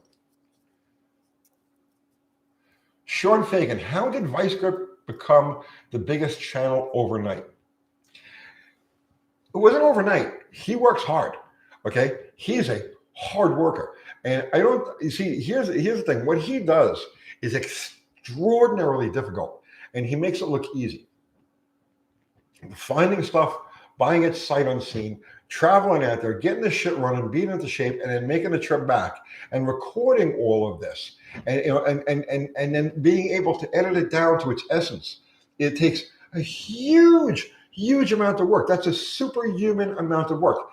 Vice Grip Garage, Derek is able to do what it takes an entire crew. I mean, like so okay, they cost them $38,000 to $40,000 minimum, at a minimum, to shoot an episode of one of the Motor Trend shows. Okay, and Vice Grip does it for travel money, right? For gas, right? It takes a whole crew of editors and sound people and all kinds of crazy shit to produce all of that. And Vice Grip is able to do it on his own. Okay, so he's been working at it he started about the same time that we did. At one point, we actually had more subs than he did. And he just took off like a rocket because he's able to do what very, very few people are able to do. And he appeals to a very broad audience. He appeals to the same type of audience that watch Roadkill, which you're not so much hardcore gearhead. Like I'm a gearhead. I could care less about adventure. I could care less about speed. I could care less about any of those things. I just don't care, right? I'm a gearhead. I like tinkering with things and making them work and fit together and modify and this, that, and the other thing, right? So, but he captures that spirit of adventure that so many people, including most of you, are interested in. They want to see it. So they get to live vicariously through Vice Grip. And that's how he became the monster channel that he is today. But I'm telling you, man, it's like what he does. And the other guy too, Junkyard Diggs, he's another one, right? That is able to go out there and do these things. It's just fantastic. If you're a full-time YouTuber and you know what it takes to do this type of stuff, to do what those guys do is just magic, right? I know I can't do it. I don't have it in me. I don't have it in me to do it. They do. So, you know, they've got what they got and they deserve every bit of it.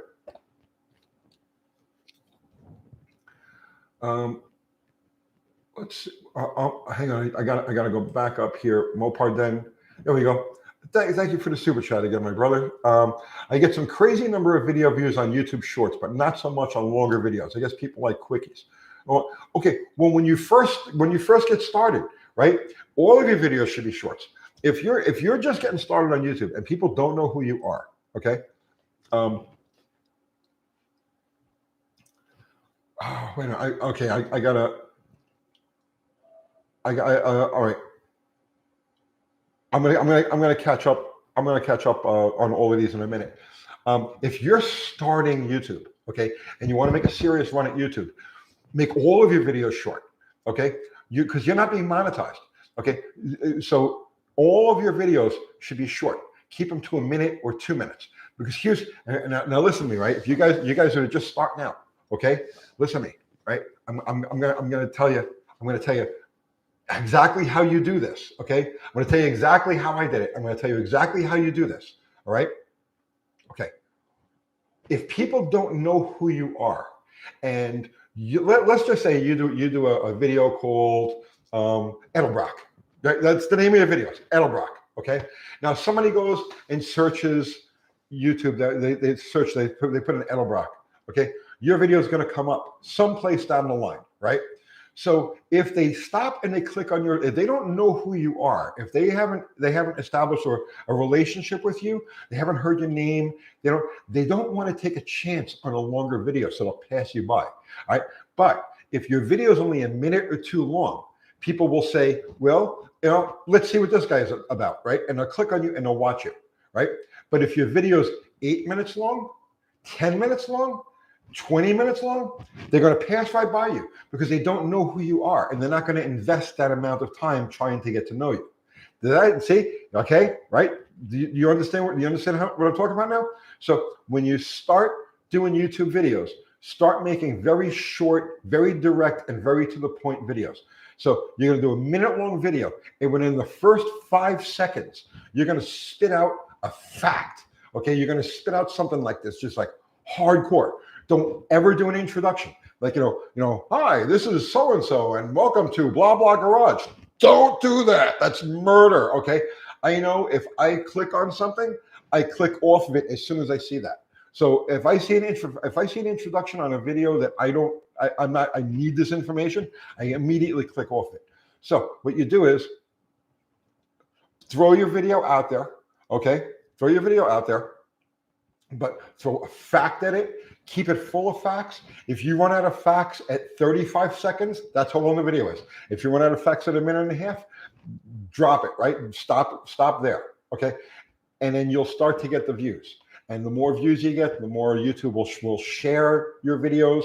The more people, and then people start to become acquainted with you. They get to know your personality, and then you start using the community that you have. Do you go back and forth with comments and so on and so forth, and then that's how you build. So when you're first starting your YouTube journey, if you want to do this seriously, keep your videos tight. Keep no graphics, no music, no opening thing. Don't do any of that. That will work against you.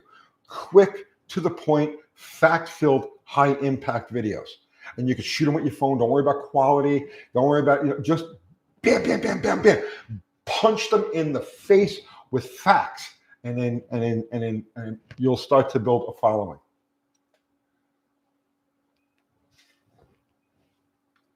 Okay.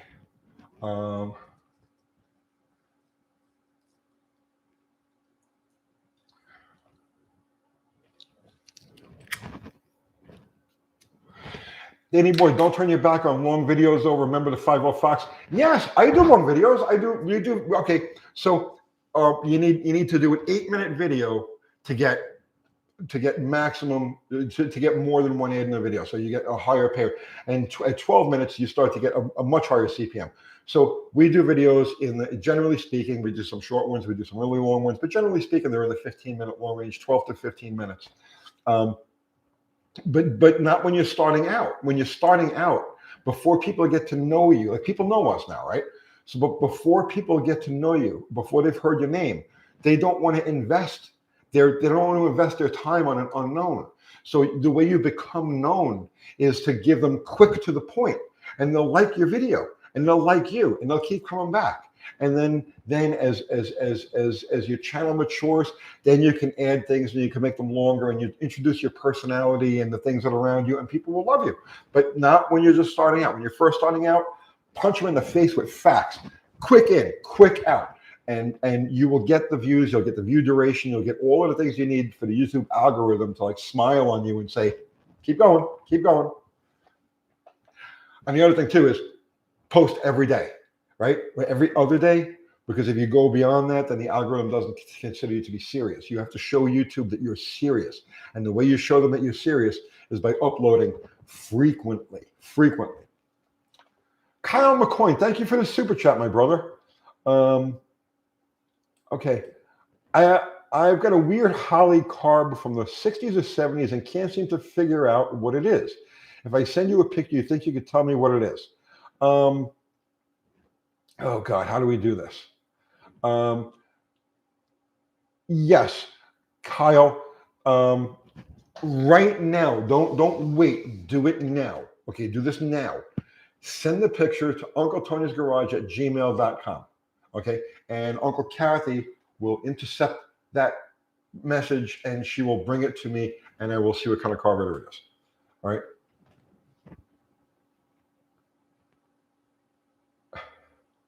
Kim Passable. I changed gender just to get more views while working on my van for my YouTube channel. That's commitment. That's commitment. That's awesome. Did you really?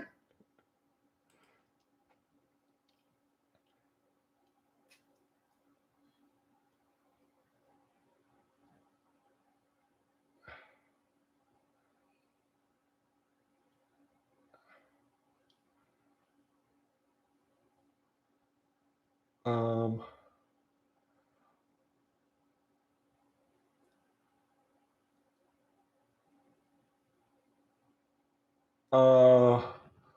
Geos. Hey, Tony, I'm daily driving my 63 Dodge Dart and my slant seems to lose oil pressure when I take a really sharp and fast turn.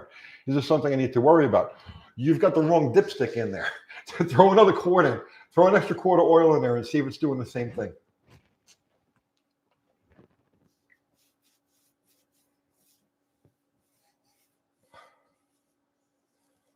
Um,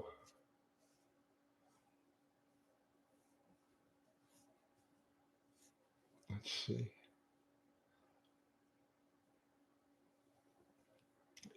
Henry Scott, you got to have one of Peg's flags up in your garage. I did. I had one hanging up in the old place when we were working on the storage units. I had it, and I don't know what happened to it. I think somebody glommed it.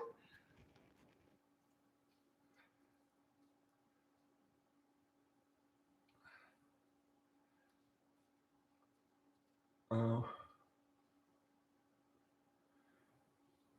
Auto 13 for free. Tony, of all your project cars, which has been the most rewarding thus far?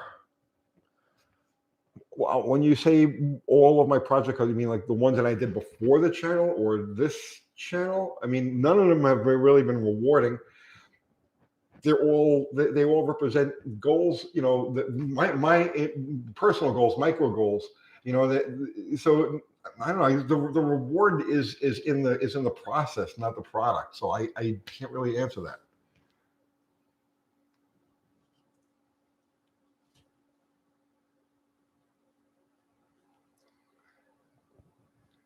Um,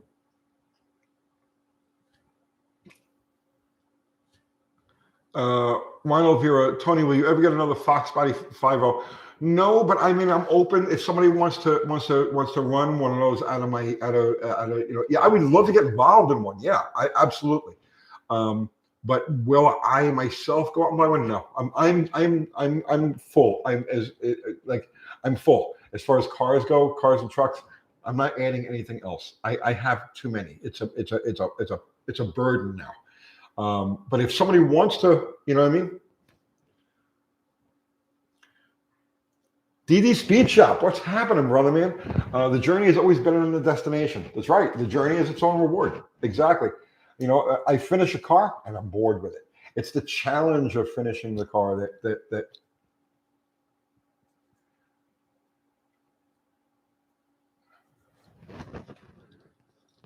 Let's see. Zero, Tony, do you still have that Cherokee? I have two. I had three. I sold one, which I didn't. I say I don't sell cars, but it's one that I didn't do anything with. I brought it home and then I got rid of it. So I didn't do anything with it. But I still have the 98. I'm driving every day, and the EAP, the 94, the lifted 94, which I got to do a transmission in. I got to do the tranny, which I've never done one of those. It's that AW4. So I'm kind of looking forward to cracking that open because I've never been inside of one.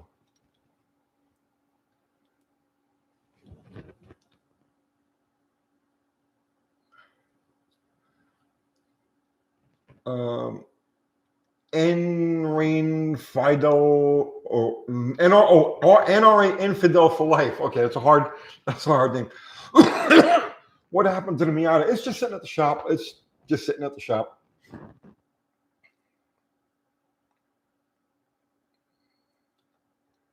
Tony Tubate, have you done full restorations? No, I'm not a restoration type of person. I love other people. I marvel over other people's restoration projects. You know what I mean? I think they're fantastic, but I don't have that in me. I'm not a restoration guy. It takes a certain mindset. There's different personalities and there's different mindsets, and I am not of I'm of the street racer mindset. You know, well, I appreciate, man. It's just like you listen to music, right? Let's say you love the violin, or you love the electric guitar, or whatever. It doesn't mean you have to play one. You can admire other people doing it, And so that's how I am with like things like restorations and stuff.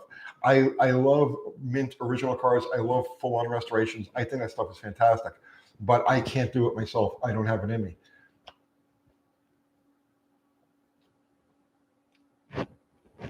Oh, Tom Muse. Tom, we were just talking about you a while. You came up maybe 20 minutes, a half hour ago.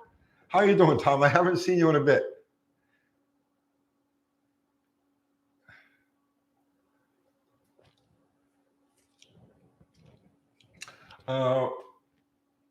Ride Street 20. What motors are in the tow truck and the box fan? The tow truck has a 360 and the box fan has a 318.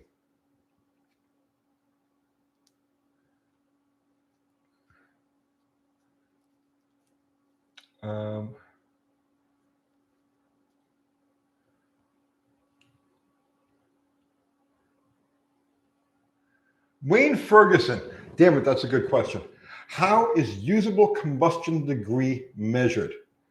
It is not. It's measured in the results that you get on, let's say, the dyno or the drag strip. There's none that I know of. I mean, I imagine that somewhere on this planet that somebody is able to put pressure transducers inside of a combustion chamber and measure the duration of a combustion event. But I don't know what that is, or who they are. I have no idea how you would go about measuring it, other than the actual result of the longer you get it to burn, the more power it makes. It's that simple.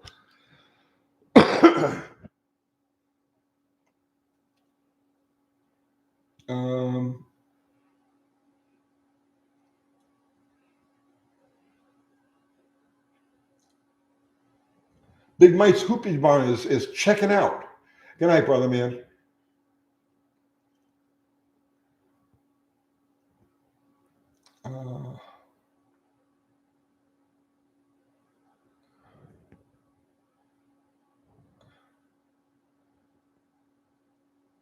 VCMD propulsion. Fuel flow is measured in beers per hour. It changed my mind. Hey, listen, I have nothing against beer is awesome. Beer is great, right? But beer and machinery should be completely exclusive of each other.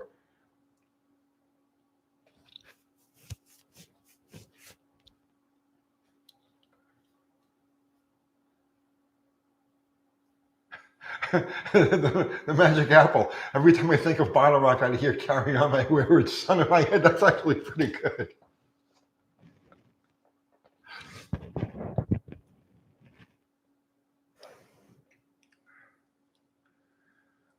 Brandon Hughes. Tony, I've seen some snippets of rear suspension for traction on the drag strip. I was 77 D150 with a massaged 400 727. I would love some tips for traction leaving the line. I'm telling you, I'm working on suspension for Slaghammer, Brandon. And Slaghammer is based off of a D100 or D100.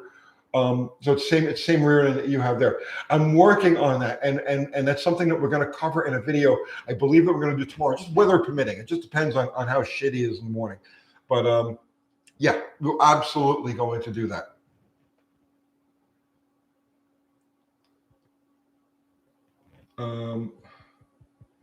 Shyfire Jeff, Tony, is it possible to build a nitro injected 318? Yeah. Yeah, actually, I could tell you who did it. I could tell you who did it. There was somebody running one of those 305 motors, one of those D-stroke 305 motors in junior fuel, and which is essentially it's a 318. Jesus. I'm it'll come to my mind. I also believe that Dave Kofel at one point ran a 273 injected on nitro.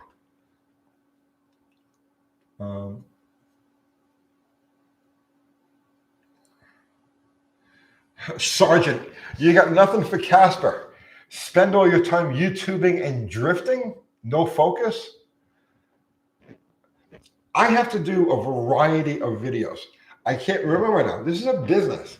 And if I do one type of video or focus on one type of car, I lose big audience. Half the biggest views that we get are on scams. When something is broken, something is jacked up, somebody's taking advantage of somebody. Those views, we got one video that's got almost 5 million views right now based on the word scam being in the title. I hate it, but that's what it is. And so my eyes are always open for scam videos. I don't create any, right? But when one pops up, bam, we're there. So we did the one on the brake rotor, right? And it's got almost like 200,000 views.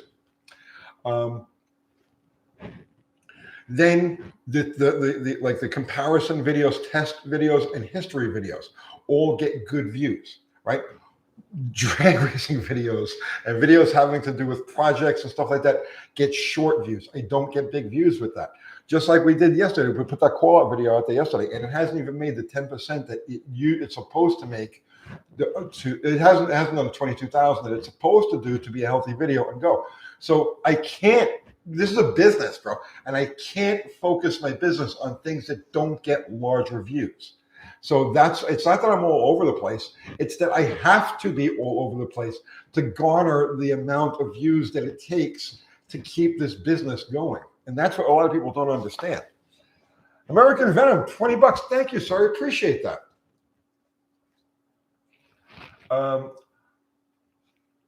Okay, and you have a question, American Venom. My 79 K10 will idle, but every time I try to drive, it bogs and dies. Has new plugs, carb, fuel filter, fuel pump, cap rotor, fuel pressure regulator, and a severe loss. It seems to me that you've got a timing issue. Just for shits and giggles, right? Pull the distributor forward, grab the vacuum advance and pull it forward about 1/4 of an inch and see if that doesn't help you. Because it's probably it's going to be one of three things. Okay, either your cam timing is off, right? Jump the tooth, or if you put a new cam in there, it's ground wrong. I've had that. I had one with ground 11 degrees retarded. Or the accelerator pump in your carburetor is another good possibility. Or the timing is just retarded. If you're timing it off of your damper, it's possible that the inertia ring has slipped on the rubber, and you'll get you put the timing line on it. You think you're timing it correctly, but you're not. So I would say just grab the distributor, advance it just a hair, like pull it. It's like I'm assuming it's an HEI or a regular vacuum canister. Pull it forward about 1/4 of an inch and take it for a ride and see if that feels any better.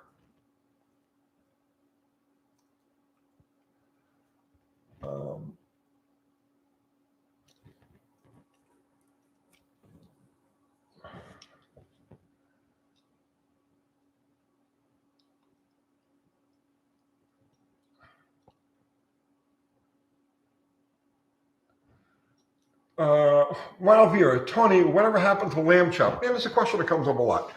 Let's just say that lamb chop's way of doing things, lamb chop's way of seeing things was incompatible with my way of doing things. Okay, let's just say it like that without getting into details and everything. His ideology, methodology, way he lives is not compatible with what I do here.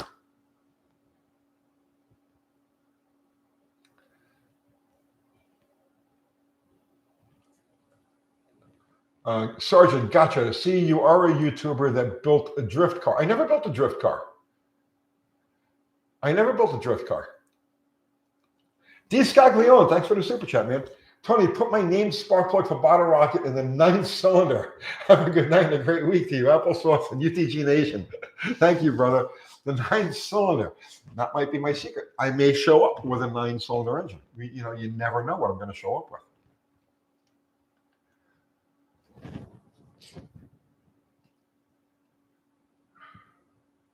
C. Daniels, what's your opinion on the first-gen Dodge trucks overall, W350, crew cabs? I'm not a truck guy. I'm just not a truck guy. And here's the thing, like I was just talking about this. I'm actually as much, if not more, of a motorcycle guy than I am a car guy. But it's just, the car thing is the channel. You know what I mean? This is what we do. This is what we started doing. But no, I mean, I'm not into trucks. Like, to me, a truck is just kind of like utility. I like them. I like that people like them. I love that, but they just don't do anything for me. Kyle Teal, wouldn't you be able to take piston speed and burn time to find distance traveled, then convert into degrees of rotation or measure the travel distance down the cylinder and then measure it? Probably. I don't know. That sounds like something that one of those guys with the whiteboard. Have you ever seen this? I know where they try to draw out the auto cycle, and it's like it's that graph that goes look like this and like this, and it goes like that at the top, right? I don't even know what the hell they're talking about. It's like I watch these videos. Oh, this is how the auto cycle works, and it's blah blah blah blah. F times FD3, divided by sine pi. I don't know these things. I'm a mechanic. I'm not an engineer. Sergeant, the Miata isn't a drift car? No, man. It was supposed to be just an autocross car, and it will be at some point. I just haven't done anything with it.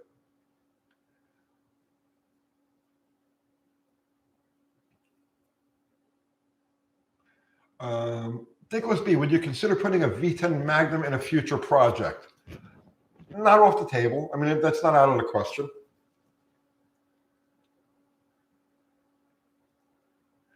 Aaron Snare, carb tuning vids are my favorite. Yeah, we get good views on carb tuning vids.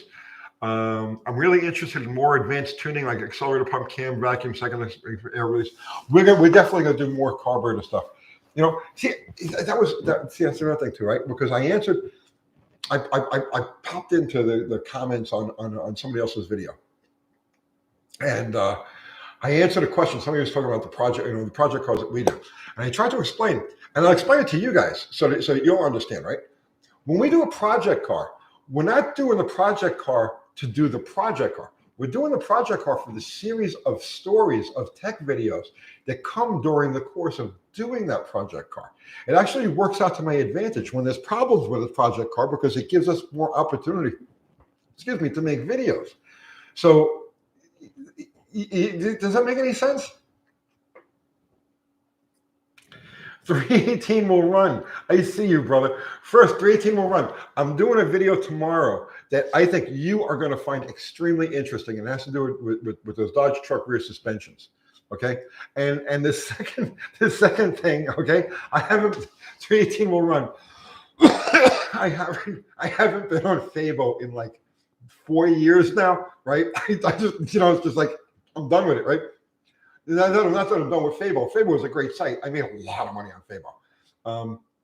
But Kathy was showing me like these threads. There's like UTG hate threads all over the place.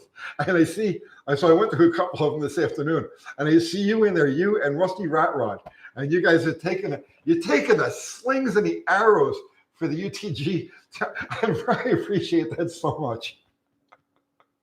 I get a kick out of those guys. I really do.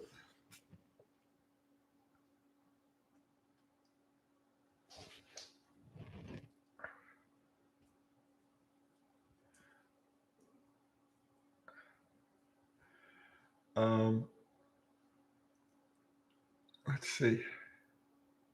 You want views, blow some motors up. That's the truth. If it bleeds, it leads. Steve Maggs is so knowledgeable. Absolutely. We're going to do a monthly thing. We're going to do once a month. We're going to get together and do a themed live. So the last one was muscle car oddities. I don't know. I'll message him in the next couple of days, and we'll come up with a theme for the next one. But I think the next one's going to be like in the middle of probably about 3 weeks from now. So yeah, we're going to do a once a month Sunday night get together. I have so much fun when he's on, and I know he enjoys it too. So yeah, we're every month we'll be doing something with Steve. We just have to work around his schedule because he's got he announces he's got different things that he does.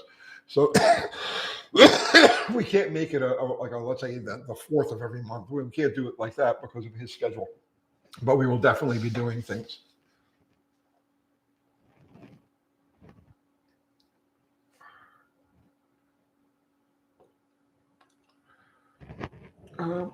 Doug's Maintenance Shop. I dig your old school approach to backyard engine building. By the way, my new channel name, more to come. Excellent, Doug.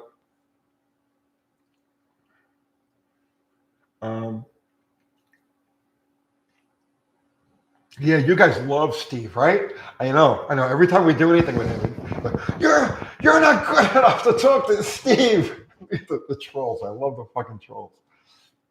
Matt Fields, Uncle Tony, I'm digging the fuel savings cult myth-busting vids. I think you're gonna have more to come. I got a message that there's somebody sending me another package to test. Right? I didn't ask for this. Right? But it's getting views, and as long as it's getting views, I got to go with it because this is a business. So yeah, evidently somebody is sending me another like gizmo to test. So let's see what it is, and we'll see what we do with it. Thank you for the super chat, man. I appreciate it. Wheelie King, I've offered, contemplated at what RPM. At what RPM do you start to outrun burn rate? I understand why modern thumpers are over square and Formula One stuff that spins at 18,000, but how fast is fire? Where is the max? It has to do with piston speed. Okay, so the type of fuel that you're using, the speed at which it burns, the duration at which it burns, are all variables because they're all different. So many. Alcohol, nitro, gasoline, oxygenated gasoline, hydrogen, all of these things, propane, all of these things burn at different rates and have different duration of burn. So that's the first thing. The first variable is what type of fuel are you using? And then the second thing is the piston speed. At what point does it outrun the flame front? Has more to do with rod ratio than anything else.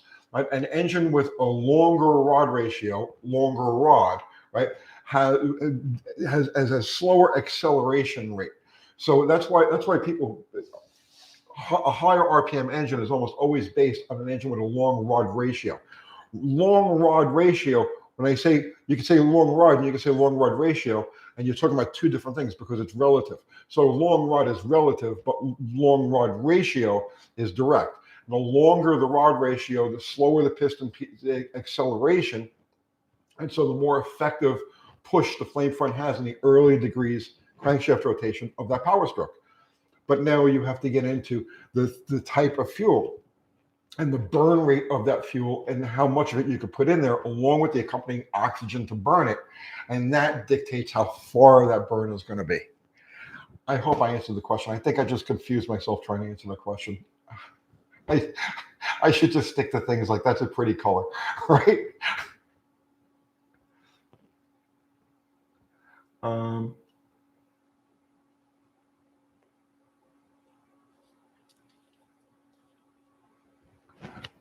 Able to UT, will you make a video on how to haggle negotiating when buying cars? I won't do it. I won't do that. That's a video I wanted to do. That's the video that I wanted to do. But again, see, I can when I I don't know you guys, but when we're doing this on Sunday nights, even on Wednesdays, I consider you family. So it's just like I just tell you how it is. Okay, I won't make that video because I'm too much of an asshole. When I go to buy something, it's combat. Okay, I don't, you know, I can explain it. When I go to buy something, I beat the person up. You know what I'm saying? It's like I use every psychological thing. I mean, you have no idea. I'm brutal. I get people, when I go to buy something, if somebody's asking like $1,000 for something, I will get that thing for $175 and they will thank me for taking it and they will drop it off. They'll load it up and they'll drop it off for me because I pull everything out. I pull out the bag of tricks of psychological warfare and I blast them with it. And you get all these people, if he tried that, I punch him in the face. But first off, you don't have the balls to step to me. You don't have the balls to step to anybody. Anybody who makes a statement like that, automatically, I know doesn't have the balls to do it. But that's besides the point.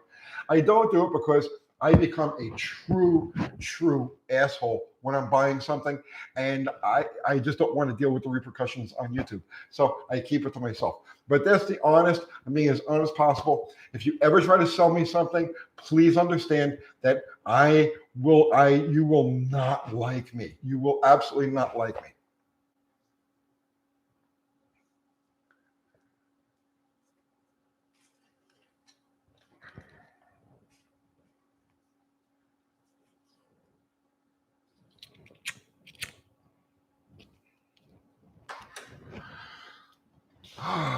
see, where are we? I think this thing froze. Oh, no, it didn't.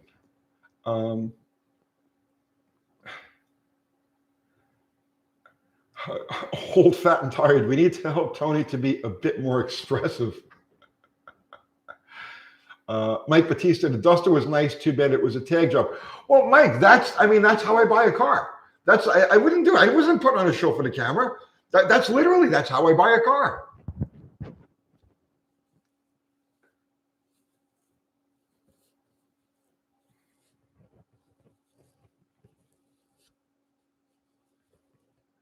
I'll tell you what. When I buy a car, right? Thank you, Fubar. He put up the when I buy a car or I buy a part or anything like that. Before I even go look at it, I'll ask them, right? I'll say so they list.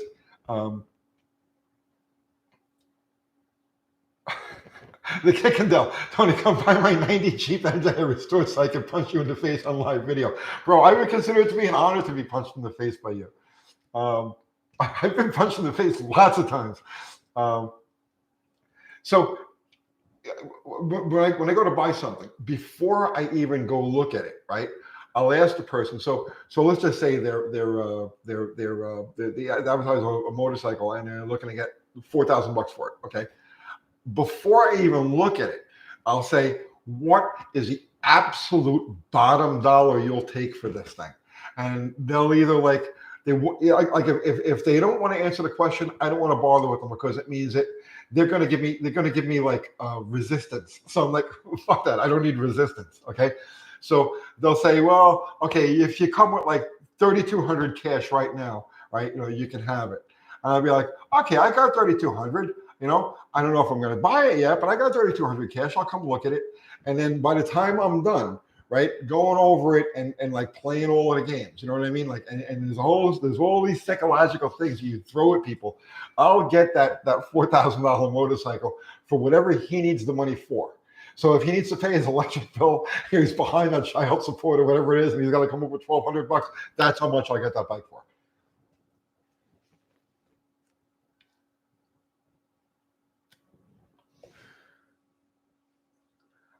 Alba, Alexa in Windows for Bottle Rocket. She lives inside.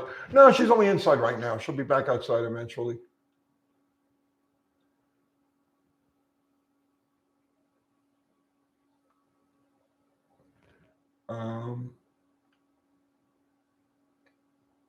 Let's see. Ward 5 Customs. Any update on the battery you used on the wall? Yeah, it's working fine. It's in the GT that we shot the video with the other day, testing the fuel vapor thing.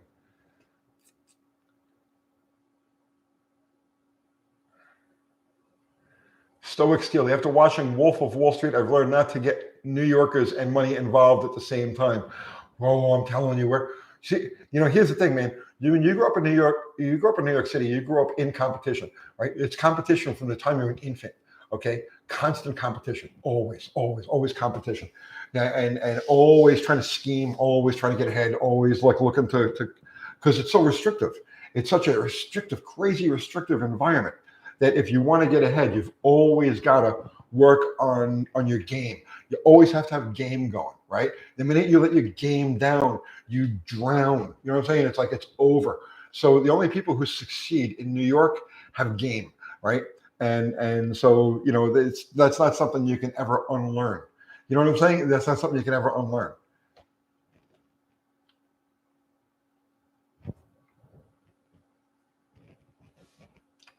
CW, is that why you had a problem with Maple Motors? No, I avoid Maple Motors and discussions about Maple Motors because I don't want to find a problem. I know that if I go there, I'm going to find a multitude of issues, and I don't want to go looking for issues. If an issue comes to me, that's a different story. But I refuse to be that guy that goes out and looks for sensational things. I could get million views. I can make million view videos every fucking day if I went out looking for problems. But I don't want to be that guy. I don't want to be somebody who just goes out and exploits shortcomings and shoddy and bad and thief and scam. I don't want to be that guy. So I don't go looking for it, and that's why I won't go to Maple Motors. I have no idea what they have there, but I know that if I went there, I would find everything wrong with everything, and so I avoid it. Does that make any sense?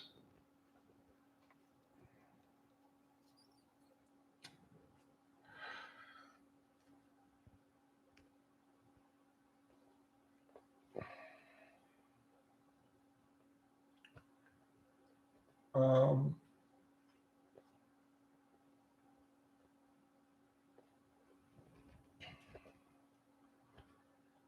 Joe Brennan, is lazy throttle response related to only a lack of fuel, or could there be a vacuum leak that is preventing the full draw of fuel? You'll never have a big enough vacuum leak to affect throttle response. The engine won't idle if you've got that size of a vacuum leak. Generally speaking, what I find is most lack of throttle response. You have two types of lack of throttle response. There's catastrophic lack of throttle response. You step on the gas and it goes and it dies, okay? And then there's you step on the gas and it just doesn't react. So catastrophic throttle response, where it just dies when you hit the gas, is always carburetor related or injector related. Lazy or sluggish throttle response is almost always ignition related. It's almost always timing related.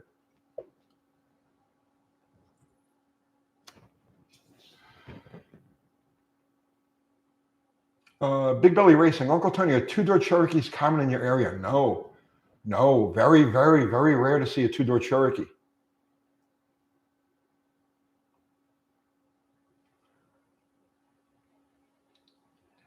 Aaron Barnes, are you and Richard Holdner going to do any videos together? No, absolutely not. We will not be doing anything together.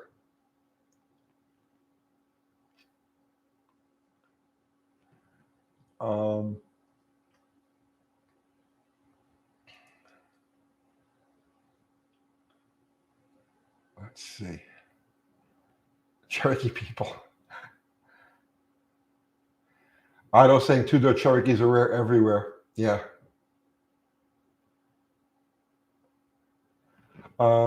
Chris Sanders, I'm experiencing the lazy throttle response. Maybe I should back off the timing. No, you would add timing.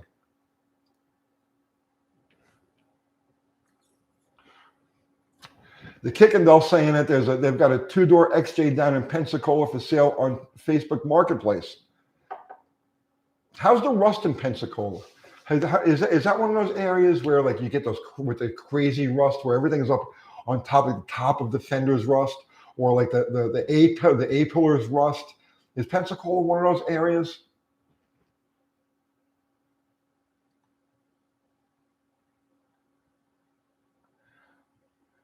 Jayco Silver, Uncle T, hit us with some great life advice. Don't be a dick. Don't be a dick. That's your foundation. Everything that you do in life is to build it on the foundation of don't be a dick. You guys are all, it's the lyrics to Cherokee Nation. Okay.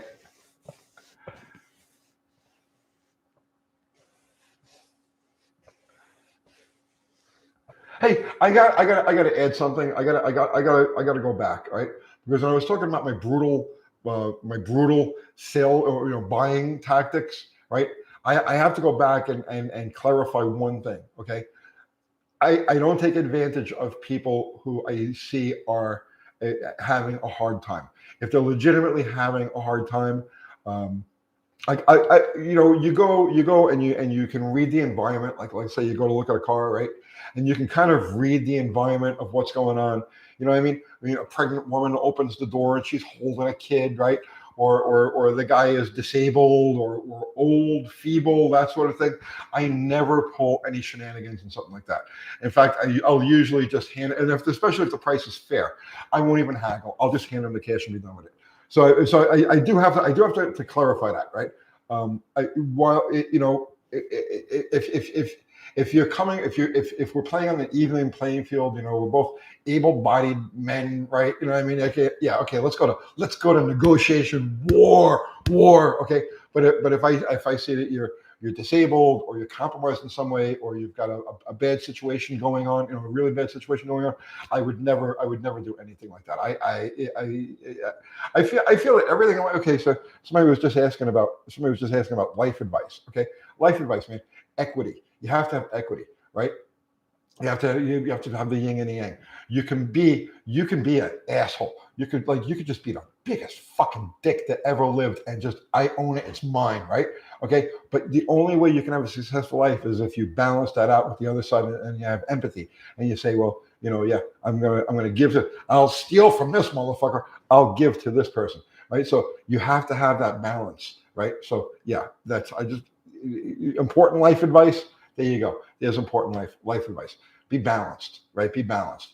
You could be evil, right? It's fine. You're in an evil base. You're in a world that runs off of evil. Evil powers the world, okay? But you have to balance that with being good. You know what I mean? And then you create that balance, and then you have a good life. You just have a good life.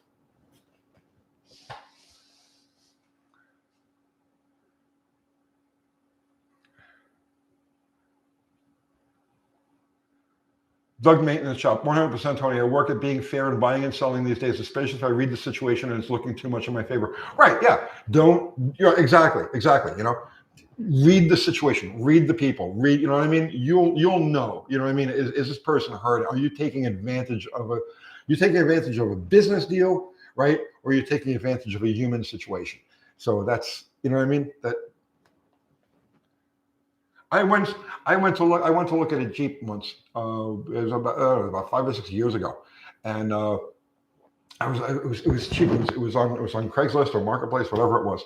And I went to look at this thing, and they wanted like $800 for it. I needed a head gasket, and I was like, and I looked it over, and it was ratty. You know what I mean? So as I'm looking it over, there's this woman, she a young girl, right? And she had a baby, and it was just like you could see everything was just a mess. It was all disheveled and shit like that.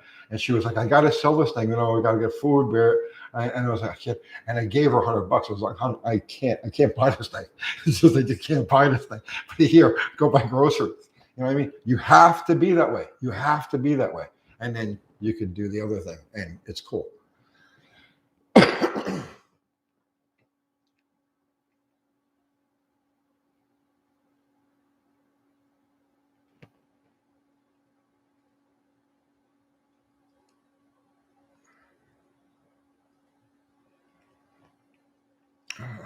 Man goes broke. Why do you not like Richard Tony? I've already told this story 100 times. It has to do with a live feed that he did with the other two fucking jackholes from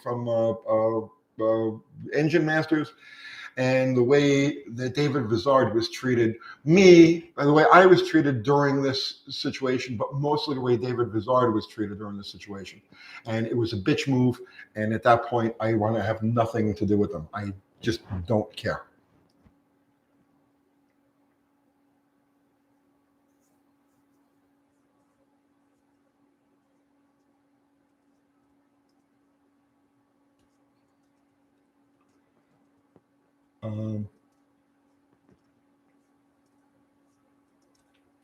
Sorry to hear about that. Why are you sorry to hear about that? People show their true colors. If you give them a long enough time, you know what I mean, they'll show their true colors. And in my mind, they show their true colors, and that's the end of that. I actually got a text from one of them the other day. It was like, oh, no bad blood, bro. You do good work. I mean, like, literally, okay, from that crowd, from one of those people there. I get a text the other day. No bad blood, bro. You do good work. You know what? Fuck you. Okay. You know what I'm saying? Fuck you.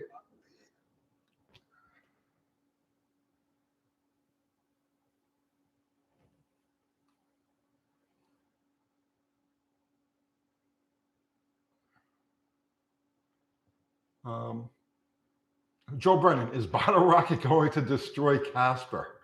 No, it's not going to destroy Casper, but I have a few things. I got some stuff in my Vegatrix, and we're going to try it. I know there's no way Bottle Rocket is going to destroy Casper. That's just never going to happen. Can Bottle Rocket beat Casper to the stripe under the perfect circumstances? Yeah, I think so. So we're going to give it a shot. I put my money where my mouth is, and so did he.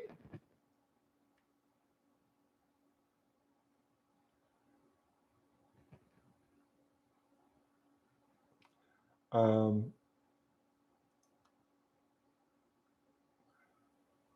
Joseph Giannini, you earned everything you got, Tony, by working hard for it.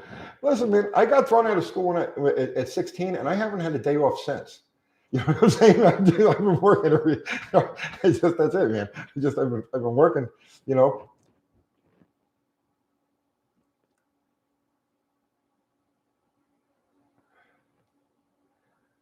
Jive Hive Jeff, Tony, they are owned. You are not. That's the big difference.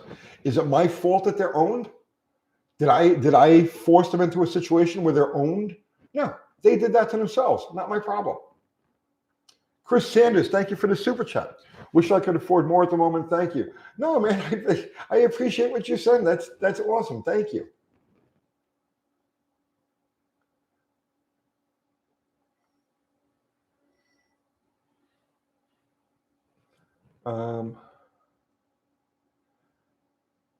Screaming Seaman, have you ever met Derek from Vice Grip Garage? We've never met in person. We've talked on the phone a few times, but no, we've never met in person. We'll get together at some point. He's only about 40 miles from here, but he's busy. I'm busy. There's, you know.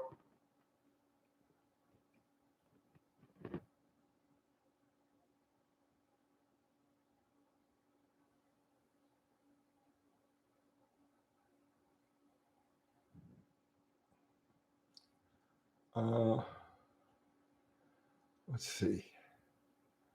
Have you ever met Scotty Kilmer? I have not. And he's about 60 miles north of me.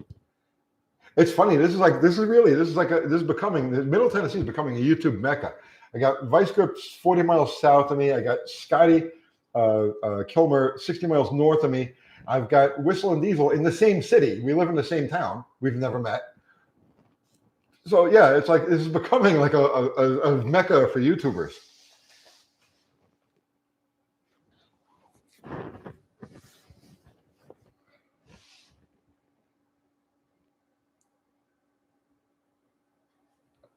Big Belly Racing, what's your favorite year Cordoba? I like the 76, 77.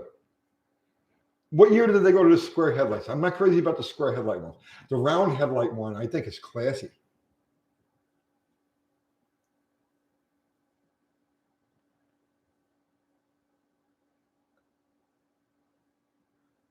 Oh, 512 KGT. Thank you for the super chat, man. I appreciate it. Cheers.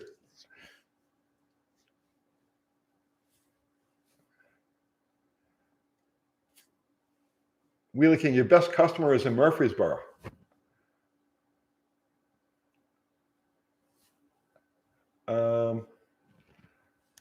John Wilburn, when you next talk with Derek, please ask him what he's bringing to. You ask him. Why am I asking him? It's your event. But no, John, here's the thing. Okay, there's some YouTube etiquette that has to be understood. Okay, a smaller channel, it's bad form for a smaller channel to approach a bigger channel having anything to do with YouTube. Does that make any sense? So, like, I could reach out to a smaller channel, right, and say, can you do this? Will you do this? Do you want to do this, right? But it's bad form, bad etiquette to reach out to a larger channel to do that. And so that's why I won't ask him, or, you know what I mean? Like, he would have to invite me to do something. I can't invite him to do something. That would be the same thing like with Whistle and Diesel. I can't ask Whistle and Diesel if he wants to do something. He is so it's bad form to do that. He would actually have to ask me to do something. So that's how that works. That's how that works.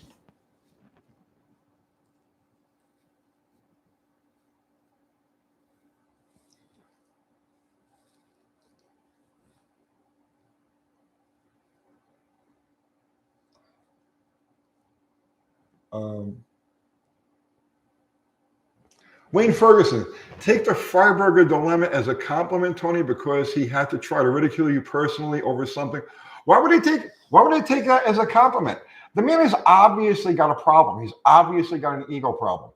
Why would I take that as a compliment? You know, the guy's got issues. So does Holdner. They have issues. I don't want to deal with them. They're children. I do not have time or capacity to deal with children. I am not I'm not a babysitter. I'm not a school teacher. I don't have patience. I have patience for my granddaughters, and that's it. That's as far as it goes. That YouTube etiquette is crazy. No, it's not crazy. It's called class.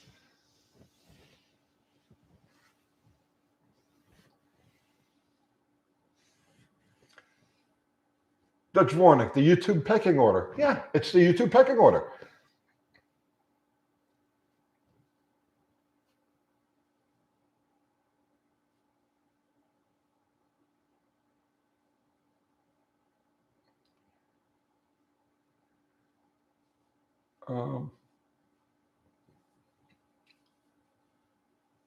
Kyle Teal,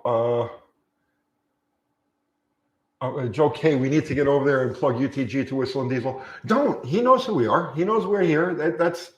Don't do that. Don't do that.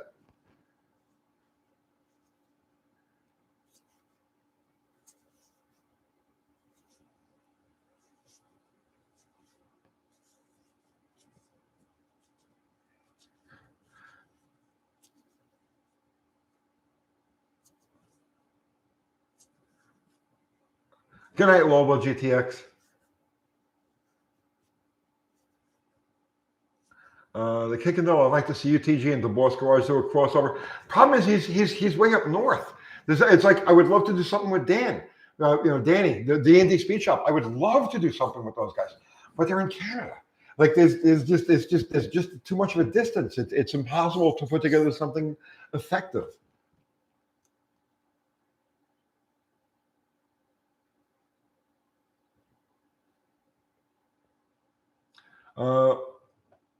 Genesee Mech. Genesee Mech. UT, has your magazine background help you figure out YouTube? Yeah. Okay, this channel that I do is Cars Illustrated magazine. And people who've been around for 40 years, okay? People who are around for 40 years and remember Cars Illustrated magazine, this channel is literally, quite absolutely literally, Cars Illustrated magazine. I mean, yeah, absolutely.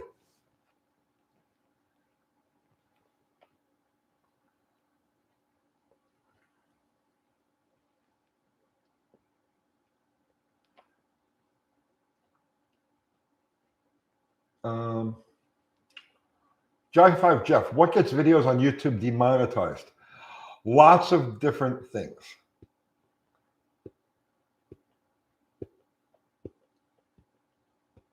Lane Ferguson, Freiberger finds you threatening. Enjoy that. Why would I enjoy that? Why would I want to revel over another man's weakness? It's you know what I mean? It's dumb. I don't.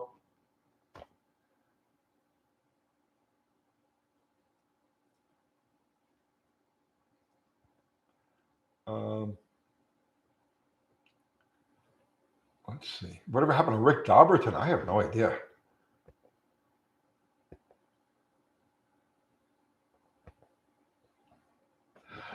Stoic Steel, YT doesn't know their own terms and conditions. That's kind of true.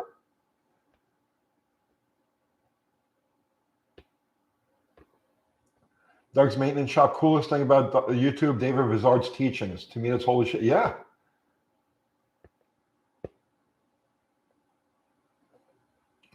What we have here is a failure to communicate.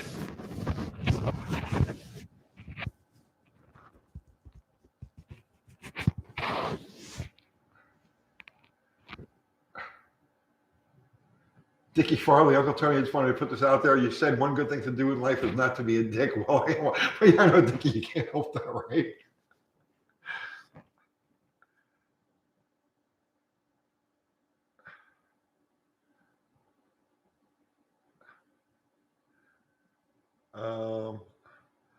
Retired.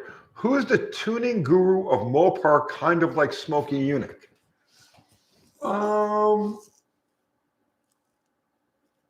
Hard to say. Hard to say. If you asked me that question years ago, I would have said Tim Richards, who ended up as the crew chief for Joe Amato. He ended up going with Nitro Racing. Tim Richards was a bit of a guru, just a general Mopar guru. I don't really know of anybody. I can't think of anybody off the top of my head today because I'm not involved. I don't really pay attention anymore.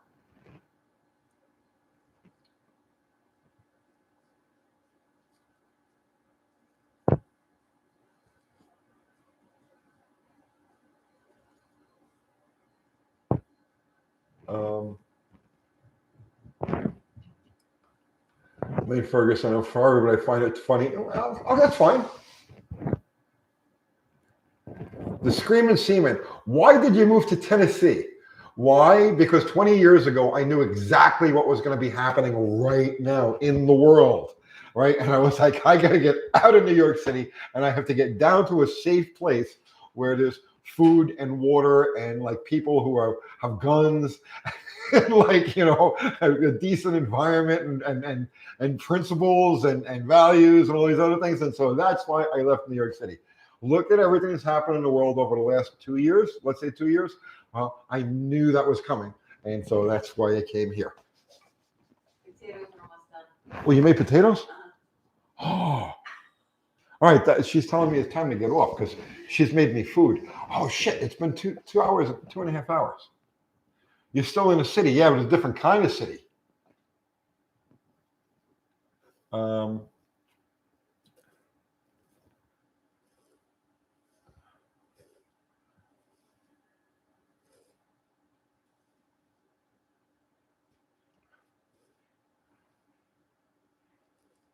Lots of people have guns in New York City, though. Yeah, but it's different.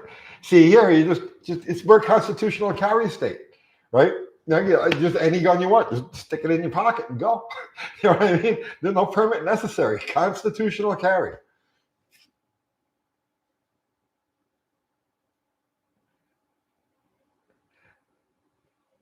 Here's the difference between New York and Tennessee. Okay, here's the difference between New York and Tennessee.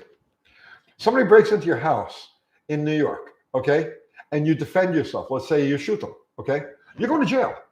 You go to jail. You're gonna get sucked into the legal system, right? You're gonna have to go through all kinds of shit, right? Because you defended your home, you defended your property, you defended yourself. Okay. Here in Tennessee, right? Somebody breaks into your house and you shoot them.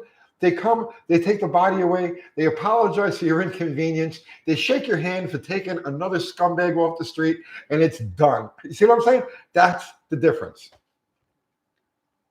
Joe Brennan, thank you for the super chat.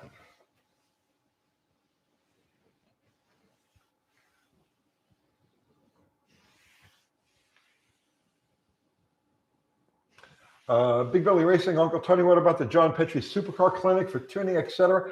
Well, there were lots of guys out there, and Dick Landy was running clinics, and there were all sorts of people.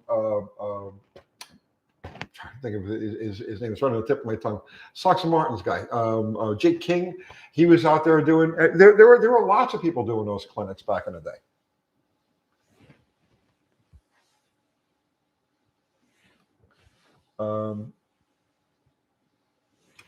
John Wilburn, sorry for all the NNN chatter hijacked half the live. No, not at all. I hope it's productive for your grudge race.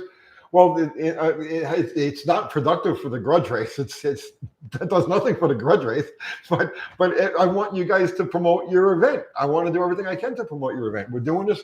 I basically called out Andy so we would support your event, and now it's becoming its own thing.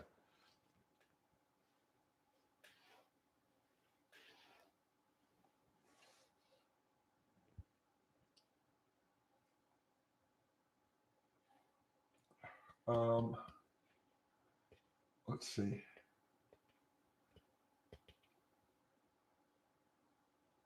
Richard Strach, Messerschmitt Inc. I worked for Joe Amato, and Tina called me today. No shit. How is Joe doing? I knew him from actually before he was, just when he made the switch from alcohol to nitro is when I knew Joe. He had the Keystone warehouse in Pennsylvania, and I haven't talked to him since then, right? Like later years, we would we'd wave at each other, but we never got to interact. But Joe was such a good guy, really, really nice guy. I hope he's doing well.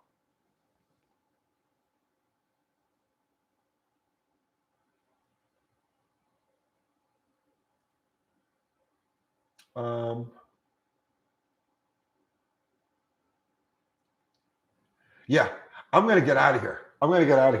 So, John Wilburn, right?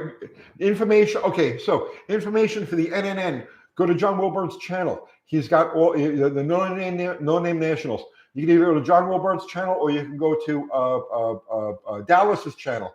And Dallas will be on Wednesday night. We do our Wednesday night tech talk. So any questions you have concerning that race, you can come on Wednesday night, 7 o'clock Central, and Dallas will be on for a couple of hours. And he can give you all the information you could ever use on whatever they know, right? So talk to him direct. Guys, I had fun tonight. It was a great night. We ran like 2.5 hours here, and it just seems like 10 minutes. So our awesome mods, Johnny, Ari, Fubar, Zero, thank you so much. Everybody who contributed with Super Chat, as always, thank you. Right? It's great, right? Thank you. And everybody contributed just by being yourselves and throwing in good conversation and being part of the best automotive community on YouTube. Period. Yeah. I drop it on other people's lives and shit like that, and there's no life to them, right? There's no life to them. You guys give life to this thing. It's awesome. I'm proud of to be associated with each of you. Thank you. And that's it. I'm out of here. I'm going to go eat my stuffed baked potatoes. And I'm trying to lose weight, but it's just not happening. All right, guys. That's it. I'm out of here. I'll see you tomorrow. Good night, all.